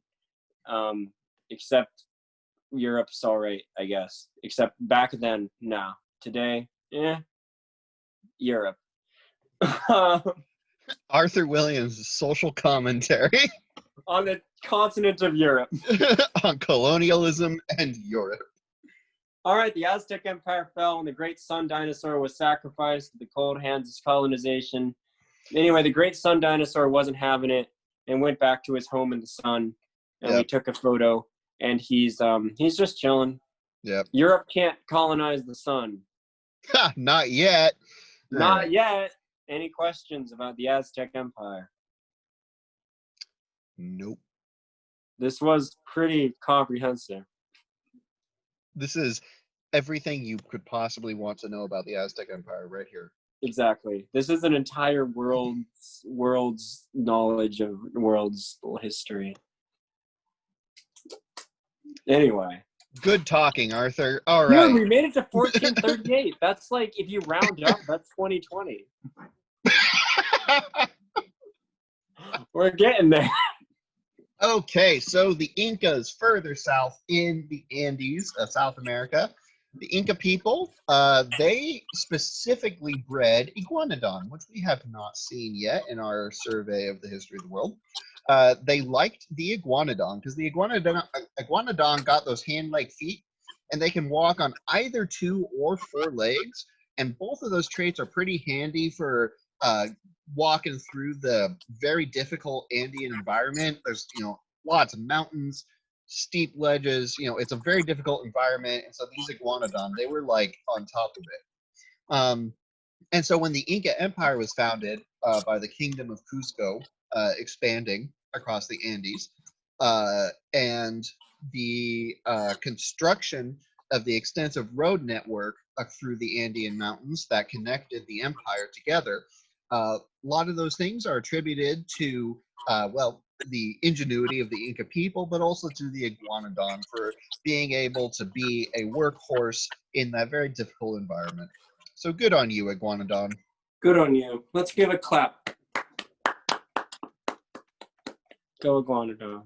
Go iguanodon. What's next? The fall of Constantinople. Hey. Right. So the Ottomans. The headless tall boys are back. Headless tall boys. Dude, these guys are so hard to get in any picture. They're just too tall. Man. Man, how unfortunate for them. Yep. All right. Anyways, Ottomans. Ottomans were Turkish people from Central Asia that basically made their way over to what is modern-day Turkey. At the time, that was the Byzantine Empire. And so the Ottomans started, hacking and slashing away at the Byzantines, and they were definitely winning because it got down to the point where the remainder of the Byzantine Empire was literally just the city of Constantinople, nothing else. And the Ottomans decided that even that had to go in 1453. So they put Constantinople under siege, and siege was going all right, except that the Byzantines, they took this big ass chain and they put it across their harbor, and the chain was apparently so impregnable that the Ottoman ships were not able to get into the harbor, and this prevented them from blockading the port, which meant that the Byzantines could still get supplies from outside the city, basically rendering the siege kind of useless. So Mehmed II, he was both the Sultan of the Ottomans and the commanding general at the siege. He decided to do something pretty creative. He made basically a road of greased logs, and he across the hills between where his ships were and into the harbor. And he literally dragged his fleet of ships over the hills into the Byzantine harbor, past the chain that the Byzantines had put up. And from there, it was successful. They were able to blockade the port, and soon afterwards, Constantinople fell. And during this little fancy maneuver, the Brachiosaurus were, most valuable players in pulling the ships across, because those ships be heavy and Brachiosaurus be strong boys. And because of that, the Brachiosaurus And long boys. Yeah, strong boys and long boys. Long boys. So afterwards, the Brachiosaurus was sort of hailed as the heroes of the battle, which is kind of cool. But yeah, dragging your fleet across land to get into a harbor, that's one of the more interesting, impressive bits of history. Good on them, Peter. Dude, we made it to the early modern era. It's only been 2.5 hours, dude. We made it to the early modern era. All right, let's do this. The age of exploration. About the 15th century, Europeans started to make attempts to access the Eastern markets and to harness new resources. Reason that was such an issue was because the Ottomans, by taking over that part of the world, basically decided to just block Europe out of all of that trade. And Europe was like, hey, we want our tea, we want our silk, we got to find some way to do it. And so they got into their little boats and they started sailing all over the place, and they started to say, hey, where can we find our tea and our silk? How can we get to the store over in Asia? And the grocery store of Asia. That was the age of exploration right there. Frequently, they made use of the caravel, which is a lantine-rigged craft capable of long voyages. Lantine sail is a triangular sail that makes it possible to sail into the wind, which is pretty cool. And these explorers were typically accompanied by an escort of mosasaurs. These mosasaurs defended the ships and would also occasionally be harnessed to pull the ships in the event of low wind, or if they entered the doldrum latitudes. All right, Arthur, you want to talk about the War of the Roses? All right, this slide was the most, I actually put a lot of work into this one. There was so much research that went into very, very heavily researched. So the War of the Roses, very dear to my heart, and so I really wanted to give this one my all. And so I really hope that my work and effort into the War of the Roses really shines in this slide. So essentially it happened and dinosaurs were there, and that is the War of the Roses. Thanks, Arthur. Moving on. So the Ottoman Empire and the Ottoman expansion. So after they took Constantinople in 1453, basically in the next 100 years, the Ottomans expanded to such an extent they became the dominant power in the region. They expanded in both the Middle East and Eastern Europe. For a long time, the Ottoman Empire ruled over the area of Greece, Bulgaria, Macedonia, Moldavia. All that area was Ottoman territory. And basically, they sort of saw themselves as the inheritors of the Islamic Caliphate. The Caliphate is not just an empire, but basically the political manifestation of the Islamic religion. In a way, that's one way to describe it. It's a complicated idea, but basically, the Ottomans saw themselves as inheriting this role of being the central most important Islamic Muslim state in the area. And so because of that, they chose to adopt the oviraptor as the imperial symbol, because the oviraptor still had those associations with Islam, with the people of Arabia. And so they adopted it as the imperial symbol. They featured it in their armies, but alongside the Turkish Allosaurus archery traditions that they brought with them from Central Asia. So it was sort of that interesting mix that highlighted their cultural diversity of being Turkish people who were coming into this role as the prominent Muslim state. In the Ottoman Empire, they had a class of soldiers known as Janissary soldiers. These were slave soldiers, but they were elites in the army, and so they were kind of like the best soldiers that the Ottomans had. And oftentimes they were paired as children with an oviraptor companion.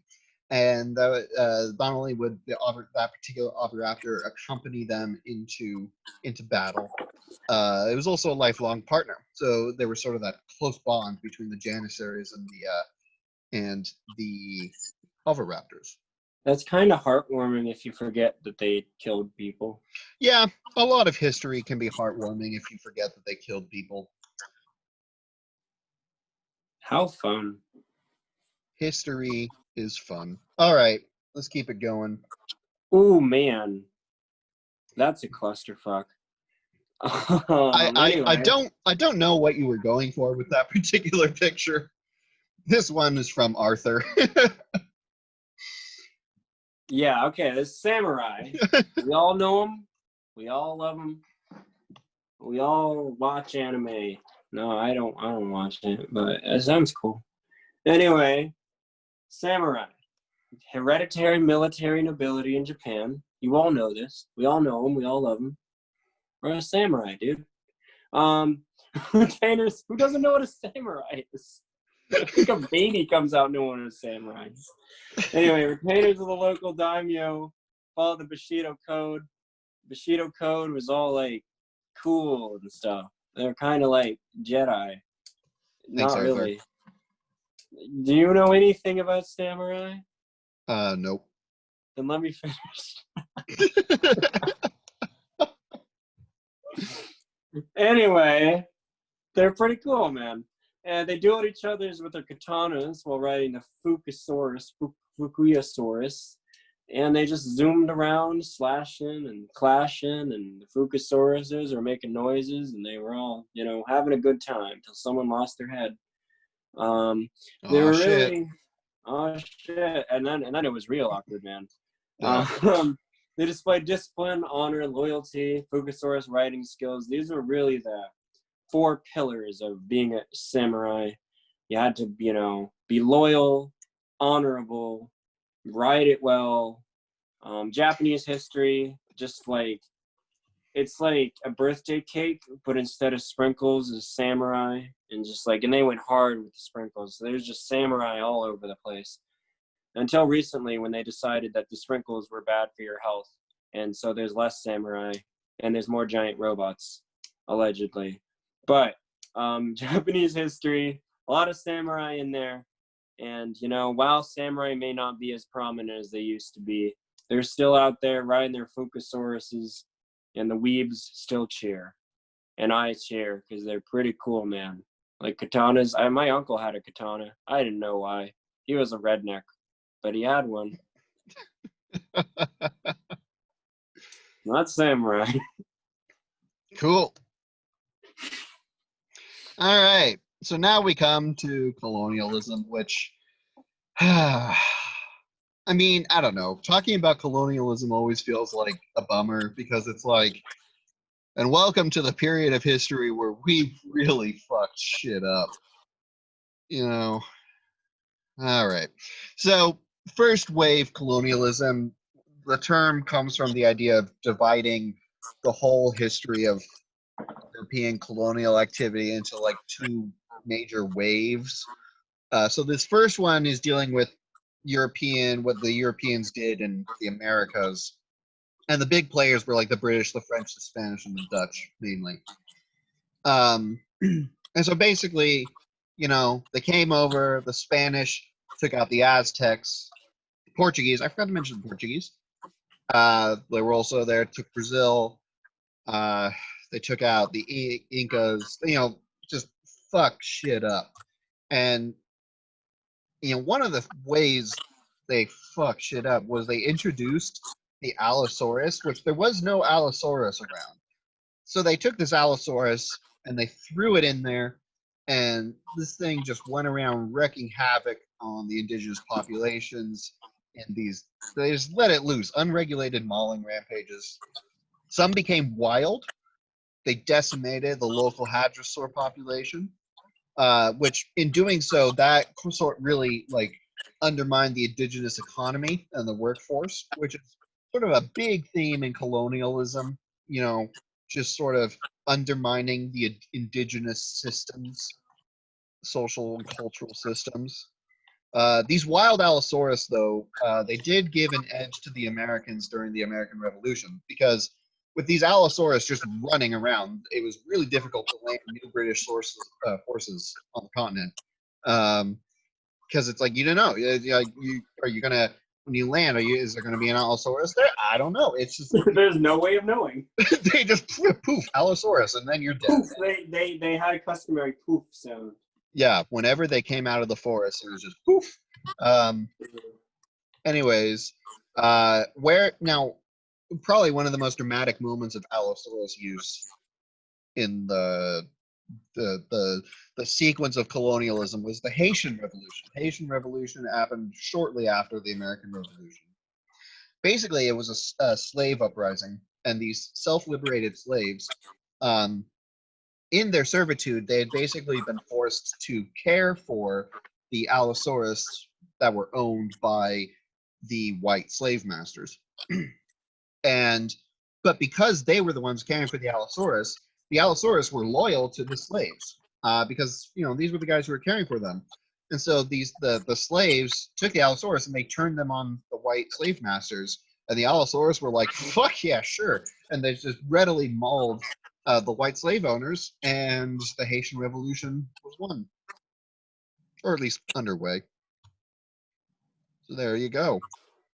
Nice. Wait, so just pause.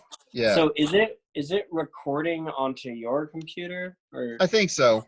Okay, because if it's recording onto my phone, I do not have storage. So no, I'm pretty sure it's recording onto my computer. Because you started the recording. I started the recording. So it would go onto yours. Yeah. So you get the file. Yeah. Just making sure, because that would not be good. No, I'm pretty sure that's how it's working here. Yeah.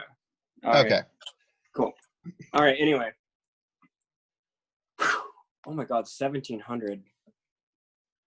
We're almost there, dude. Oh my God, I didn't think we'd actually be able to get near this. Oh man, we're almost there. We are tenacious as fuck. Anyway. 2.5 hours. Let's do this. Yeah, hype. I should have eaten some hype macaroni. I'm gonna have macaroni after this. Piracy, Arthur. Anyway, piracy. Pirates. The golden age of piracy. Pirates ruled the 7 seas, raiding, I almost said shitting. Probably that too.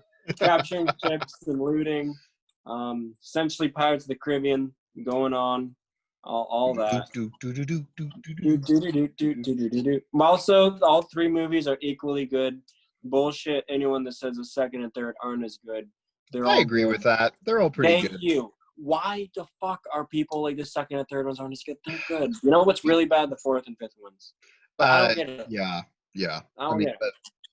People out there saying the prequels are acceptable, but not the second and third pirate movie. Well, yeah, I know. Yeah. Anyway, sorry. Pirates are often secretly hired by world powers to attack each other, because it's not hey, I didn't do it. It was pirates. And it's yeah, you did it. No, it was pirates. And that's how those conversations went. It's when you exactly like that. When you told your friend, hey, throw a rock at John, but it's not from me. And then the guy's like, you hit me with a rock. Was that John? And he's like, yeah, it's not from John.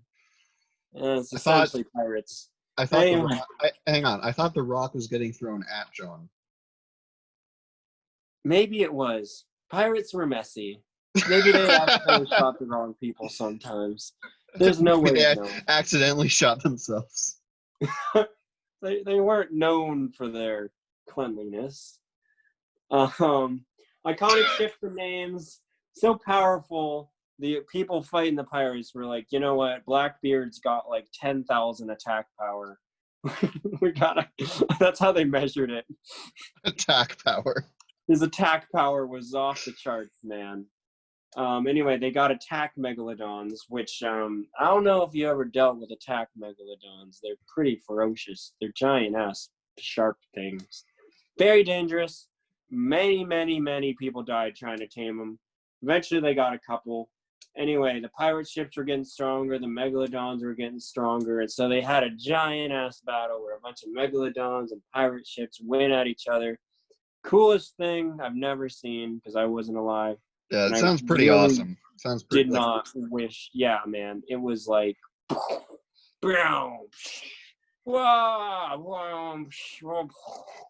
It was that. Exactly that. It was exactly that.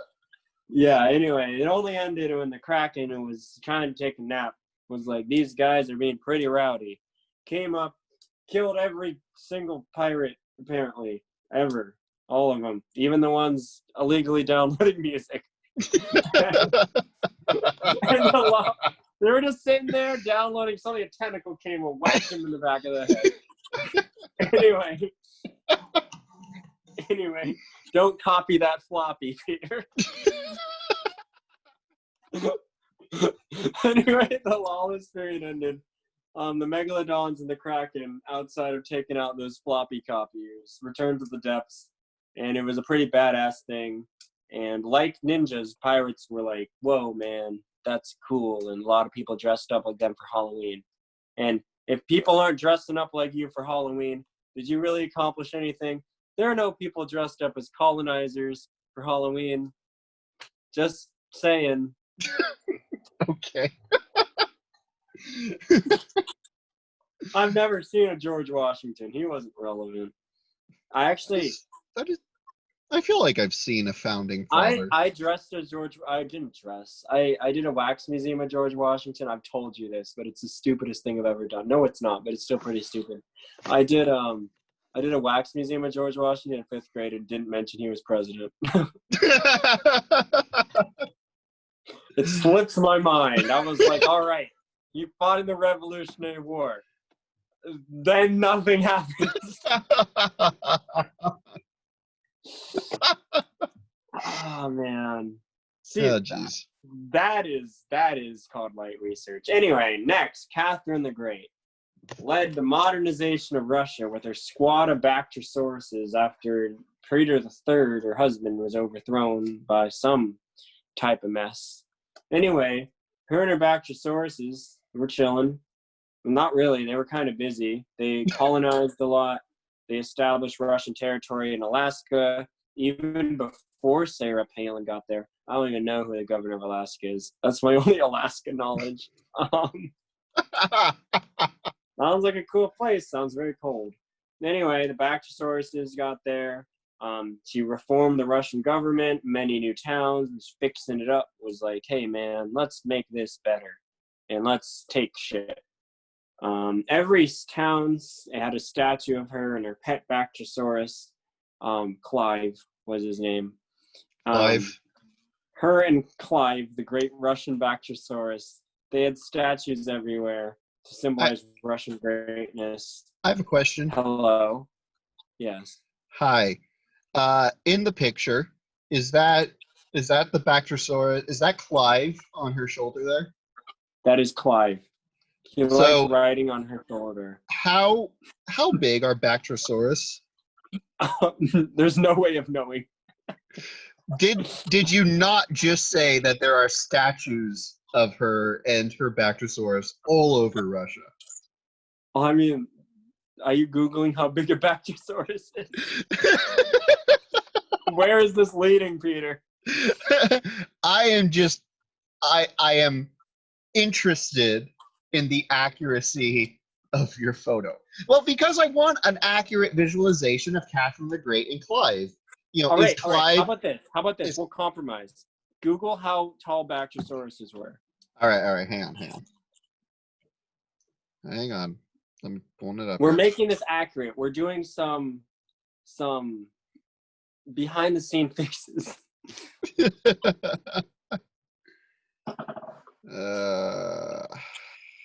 Hang on.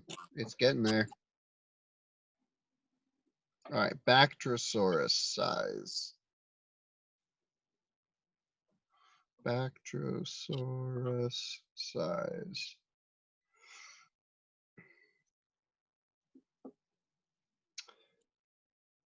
All right. So a Bactrosaurus was a little over 2 meters tall and long and about 7 meters long. How tall is that in feet? So that would be probably about 7 feet tall and Fuck. about 21 feet long. All right, so let's do the math. If this Bactrosaurus is half of Catherine's face, how many half faces tall is 6 feet? So I have one, two, so that three, means 4, 5, 6, 7, 8, 9, 10, 11. Catherine the Great was 77 feet tall. That is how. Those Russian genes. Anyway, Catherine the Great was also 77 feet tall, and that is why everyone was intimidated by her. Is that how she overthrew her husband? She literally just threw him off. Yeah, she threw a lot of people in her day. She was kind of 77 feet tall. That would explain how she was able to do like the colonization. She literally just walked over there. Exactly. She had a huge advantage. Anyway, yes, Catherine the Great was 77 feet tall. All She right. was an imposing figure in Russian history. Anyway, late modern era. Bam. Oh man, we are so close. All right, Arthur, take us through industrialization. Ah!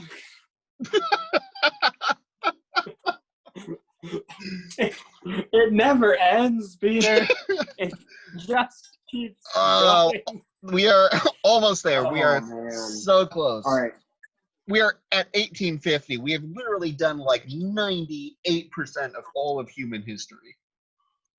Fuck yeah. Anyway, industrialization happens when people realize they could harness both dinosaurs and children to run machinery. Manufacturing completely changed. Pretty much, they were like, we can do children. Yeah, children. We can also do dinosaurs. Children and dinosaurs. Can I ask, Perfect are the children in the same factory as the dinosaurs? Like, are they working together?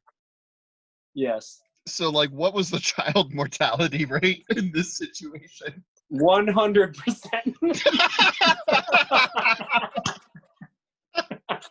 100% mortality rate. No children ever.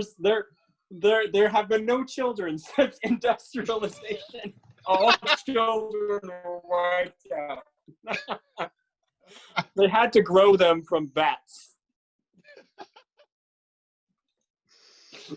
Oh my god. Okay. Anyway, the methods are cruel. Many abuses happen to children and dinosaurs, but steampunk dinosaurs, they happened. They had gears and top hats, steam coming out their ass. I don't know much about steampunk. Why was the steam coming out of their ass? Why not like their nose? Because they had the industrialization engines inside their hearts, and the steam had to go out somewhere. But why not like the nose or the mouth? Why the ass? Because they thought it was funny. I don't know. Why did they use child labor? There's no way of knowing. They thought it was funny? Is that the implication?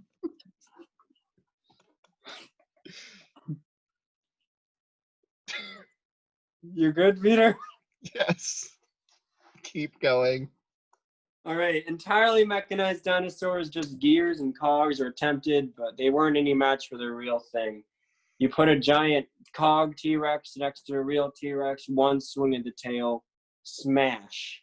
Anyway, Smash. steampunk dinosaurs were widely praised because they were cool, and child labor continued. Even after 100% of children died, they found a way. Oh my god. All right. The Civil War. Both the North and the South used dinosaurs. They happened. They were really scuffling back then. Shuffling and scuffling. Anyway. Scuffling and shuffling. Two parts of America didn't quite agree.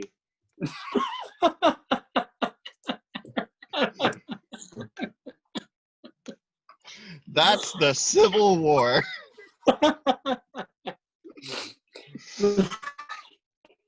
They decided they gotta kill each other over it. Ulysses S. Grant, my boy, pioneered a unique Triceratops charge and eventually got Jefferson Davis out of there. Just throw enough Triceratops at him. War was not good. Thanks. Many human and dinosaurs' deaths were on both sides, and it wasn't a good time. Anyway, President Abraham Lincoln was assassinated by John Wilkes Booth after his patented Secret Service guard dinosaurs were out on the stage being used as shrubs for their vaguely shrub-like appearance. And John Wilkes Booth was like, hey, man, how uncool was it to free the slaves? And bam. How sad. Anyway, aren't we glad that the North and the South are completely agreeable in everything now? Oof. Thank goodness the Civil War definitely solved that issue. Oh boy. Okay, so we're back to more colonialism. So the second wave of colonialism is the European shit that they did in Africa, the Middle East, India, East Asia. It also includes like what they call like the economic imperialism of the newly independent South American states. It's like, where they basically controlled the economy, but it was like, it wasn't direct. It was like, ooh, do we control it? Ooh, do we not? Ooh, I don't know. So the main players were, again, the British, again, the Dutch, again, the French. This time the Portuguese was a little more important than the Spanish.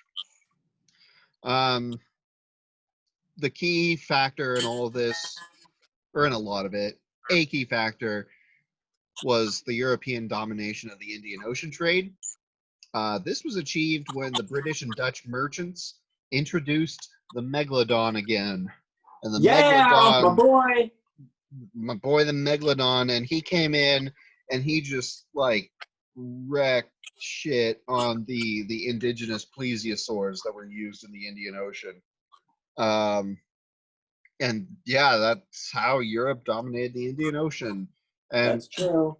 So basically, a lot of European powers liked the idea of imitating Rome. They were like, we're the next Rome, especially Britain. Britain was definitely like that. And so as part of that, they like used the Tyrannosaurus in their conquests of Africa and India. I'm not sure if it was another descendant of Toothy.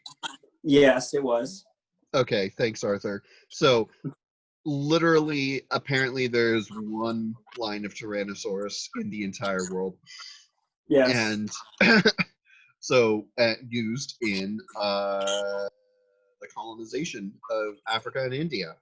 And in both of these cases, but in particularly the Congo, the Belgians in the Congo were, God, like mind-numbingly brutal to the indigenous people. They basically punished indigenous workers who failed to meet the quota by basically feeding their limbs and children to the Tyrannosaurus, and similar. That kind of set the tone for what the second wave of European colonialism was like. But as a little case study in second wave colonialism, something I'm particularly interested in is the Omani Empire. So the Omani tribes are the people of Western Arabia. Up here, I don't know if you can see my laser pointer, but there it is. And basically, the Portuguese had colonized that area, but in the mid 17th century, the Omani tribes were like, hell no, and they kicked them Portuguese out from Muscat, the city, and they did so because the oviraptor was better suited to the Arabian environment than the non-native Allosaurus and Tyrannosaurus that the Portuguese brought in. And they then went on to further attack the Portuguese at Fort Jesus in Mombasa, which is right around here in Somalia. And they employed both a mix of their native plesiosaurs and the non-native megalodons, and that's what gave them their edge. And basically, they went on to create their own empire, stretching from their homeland in Arabia all the way down through East Africa, even a little bit in Persia. But what's interesting about it is that even though they were once the colonized, when they became the empire themselves, they, were not benevolent in that they established some pretty strong class distinctions between the Arab merchant rulers and the indigenous East Africans, and they participated pretty heavily in the slave trade, especially in Zanzibar, which was a big slave import. So overall, it's sort of in this interesting case where it's like it's indigenous resistance, but then it sort of ends up participating. And dinosaurs were there.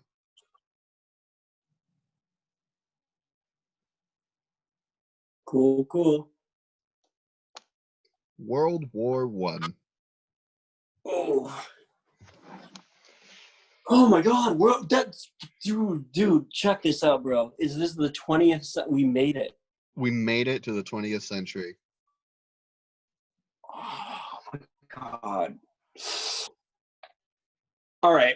World War One. Man, what a time. Warfare changed forever with the world of World Warcraft.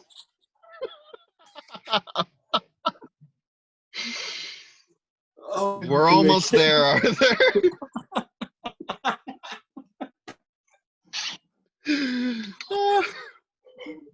We can do it. Okay. World War One, man. Warfare changed, man. Traditional methods of throwing dinosaur charges at each other gave way to industrial weaponry such as tanks and poison gas. So instead of chucking an ankylosaur with its patented spin move across the battlefield, they used tanks, which was less exciting but arguably more efficient. Spinning dinosaurs or armored cannon. The dinosaurs weren't really that prepared to fight the tanks. A lot of them ended up dying because, like, you can't eat a tank. Or you can try. Megalodons, though, my boy. Damn, did they not give a fuck. Rip Navy everywhere. Anyway, eventually they upgraded their dinos, put their skill perks in some of them, and they got modern armor and gas mask, and the essential powers were like, well, shit. Better luck next year. So, did the Central Powers not have dinosaurs? Well, they decided tanks were cooler. Ah, okay. And so it was just the Allies that invested. Just the Allies used dinosaurs. Okay. Yeah. Because they were like, we don't need dinosaurs anymore. We have tanks, and I don't know, man. They lost. Yeah. Anyway, the Roaring 20s. After World War One, America was like, dude, I'm tired of putting dinosaurs in these metal suits. I want to teach them how to dance. So America devoted efforts into teaching raptors how to swing dance. No one's quite sure how successful it was. There were no witnesses that came back from the procedure. Anyway, prohibition was a thing. Organized crime, dinosaurs were used as enforcers. They busted alcohol. Alcohol was the thing that was around, man. Dinosaurs were there. The police and mob went at it. Their dinosaurs were dancing. They were fighting crime, solving mysteries, using their eyeglasses and shit. Everyone that had a good time in the Roaring '20s had a good time, and everyone had a bad time had a bad time. It's the only time in human history where everyone that had a good time had a good time, and everyone that had a bad time had a bad time. Those beautiful 10 years of dinosaur dancing and Al Capone, I think. That was '20s, right? I think so. Sick. World War II. Guess Let's who's do back, this. boys? Allies in the Axis were like, hey, man, you know, like when you're playing Smash Bros. And you lose and you're like, I want a rematch? It was that, except bigger. Does And that only happen with Smash Bros? had more consequences. Yes. Anyway, Germany was like, yo, Europe, what you gonna do with my Blitz pterodactyls? And Europe was like, I don't know, man. Crumpets. And their crumpets were not effective. And Britain and Europe, well, actually Britain was fine. Europe wasn't, though. Germany was like all over the place. Anyway, Japan showed up, I guess. Bombed Pearl Harbor, and America was like, hey, man, don't. And they took all their dancing dinos and turned them into death dinos. And the Allies defeated the Axis, and the pterodactyls became nursing home assistants. And there a lot of video games were made about it. And they all lived happily ever after. And then history stopped. It then didn't, though. And let's keep going. Peter, we did it. We haven't done it yet, dude. I'm going crazy. Just keep it. We have like 3 slides left. Just keep it going. Okay, the Terra Nova expedition went to Antarctica. Robert Falcon Scott was like, yo, bitch, I'm going to find the geographic South Pole. Dab, right? Anyway, they brought dinosaurs. Dinosaurs were like, hey, man, I know you like to use us when you cross the Alps, because these were the same exact dinosaurs, apparently. And the dinosaurs were not used to the snow and got quite chilly and got shivery and goosebumpy. And they got some cryphosaurs, and they were riding around, and they cryphosauruses were like, hey, man, I'm chilly.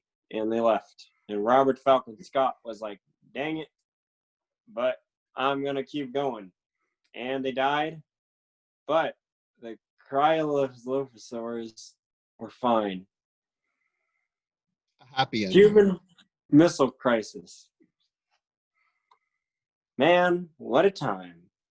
The Cuban What a Missile time. Crisis. What? I just go. They occurred when a pair of rogue ornithopters, the bird robbers of the Great Caribbean, strapped nuclear bombs to them and were like, hey, America, we got bombs.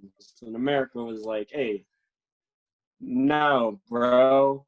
They sent pterodactyls to intercept it.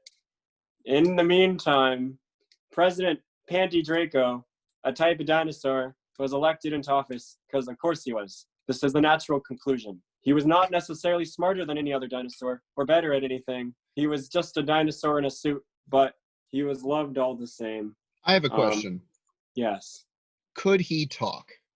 No. Okay, so they literally just took a dinosaur and made him president. Yes. This wasn't a special dinosaur. It was just a dinosaur. They also inexplicably decided it would personally lead troops into Cuba.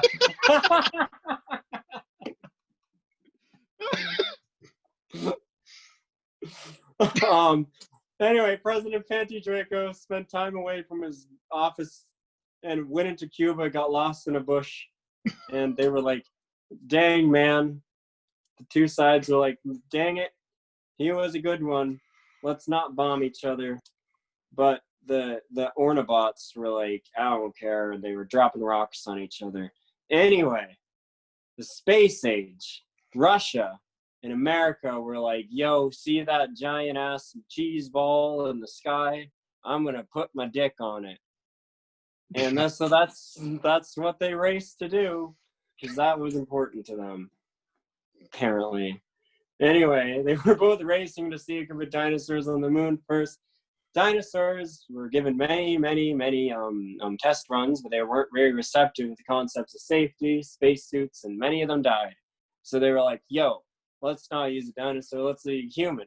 They chose Buzz Aldrin. Buzz Aldrin was like, yo, man, I'm going to do it. But he got a cold and sent his pet dinosaur Tooth, who was a direct descendant of Toothy the Tyrannosaurus and his line. Oh my Commodus God. could not stop them all. And Dinosaur God. Tooth went into space, and America celebrated the historic accomplishment as the space shuttle opened and the frozen corpse of Tooth floated off into space, and everyone clapped and cheered. As you can see in this picture here, Oh my God. as depicted in this picture. As depicted in the picture. And that is history. Right That's there. it. What have we History. learned? And what was it? Incomplete introduction to the history of part of the world plus dinosaurs. What did we learn, Arthur? That Ankylosaurs were pretty damn awesome. That ankylosaurs won the world, and Tooth has an incredibly fertile line of ancestors. So I'd like to thank Arthur and myself for directing this madness, this crime against human decency. I would like to thank myself and Arthur Williams for writing this. You're just gonna thank ourselves like 6 times in a row. It was presented by Arthur Williams, myself, and I guess Robin just left, but she was around. Robin was there for she contributed a couple sentences. I'll keep it on. Arthur came up with the concept. Who else would?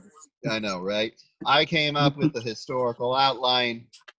Arthur made the jokes, and our photo guy was Lance Crafton, my buddy from college. And I should point out that not every photo was Lance's. I would say most of the ones that actually look good were Lance's. A lot of the other ones are just random shit from the internet combined with dinosaurs from the internet, and maybe we should have had a works cited page for where we got those photos, but we didn't. So we're just gonna do what we normally do. I don't think they'll be with too the upset standard. they ended up on a fake world history about dinosaurs, Peter. Yeah, we're just gonna do the standard midnight human sacrifice to the god of the internet and call it good. Well, Godspeed, sir. All right. Any final words? No. Okay. Bye. Bye.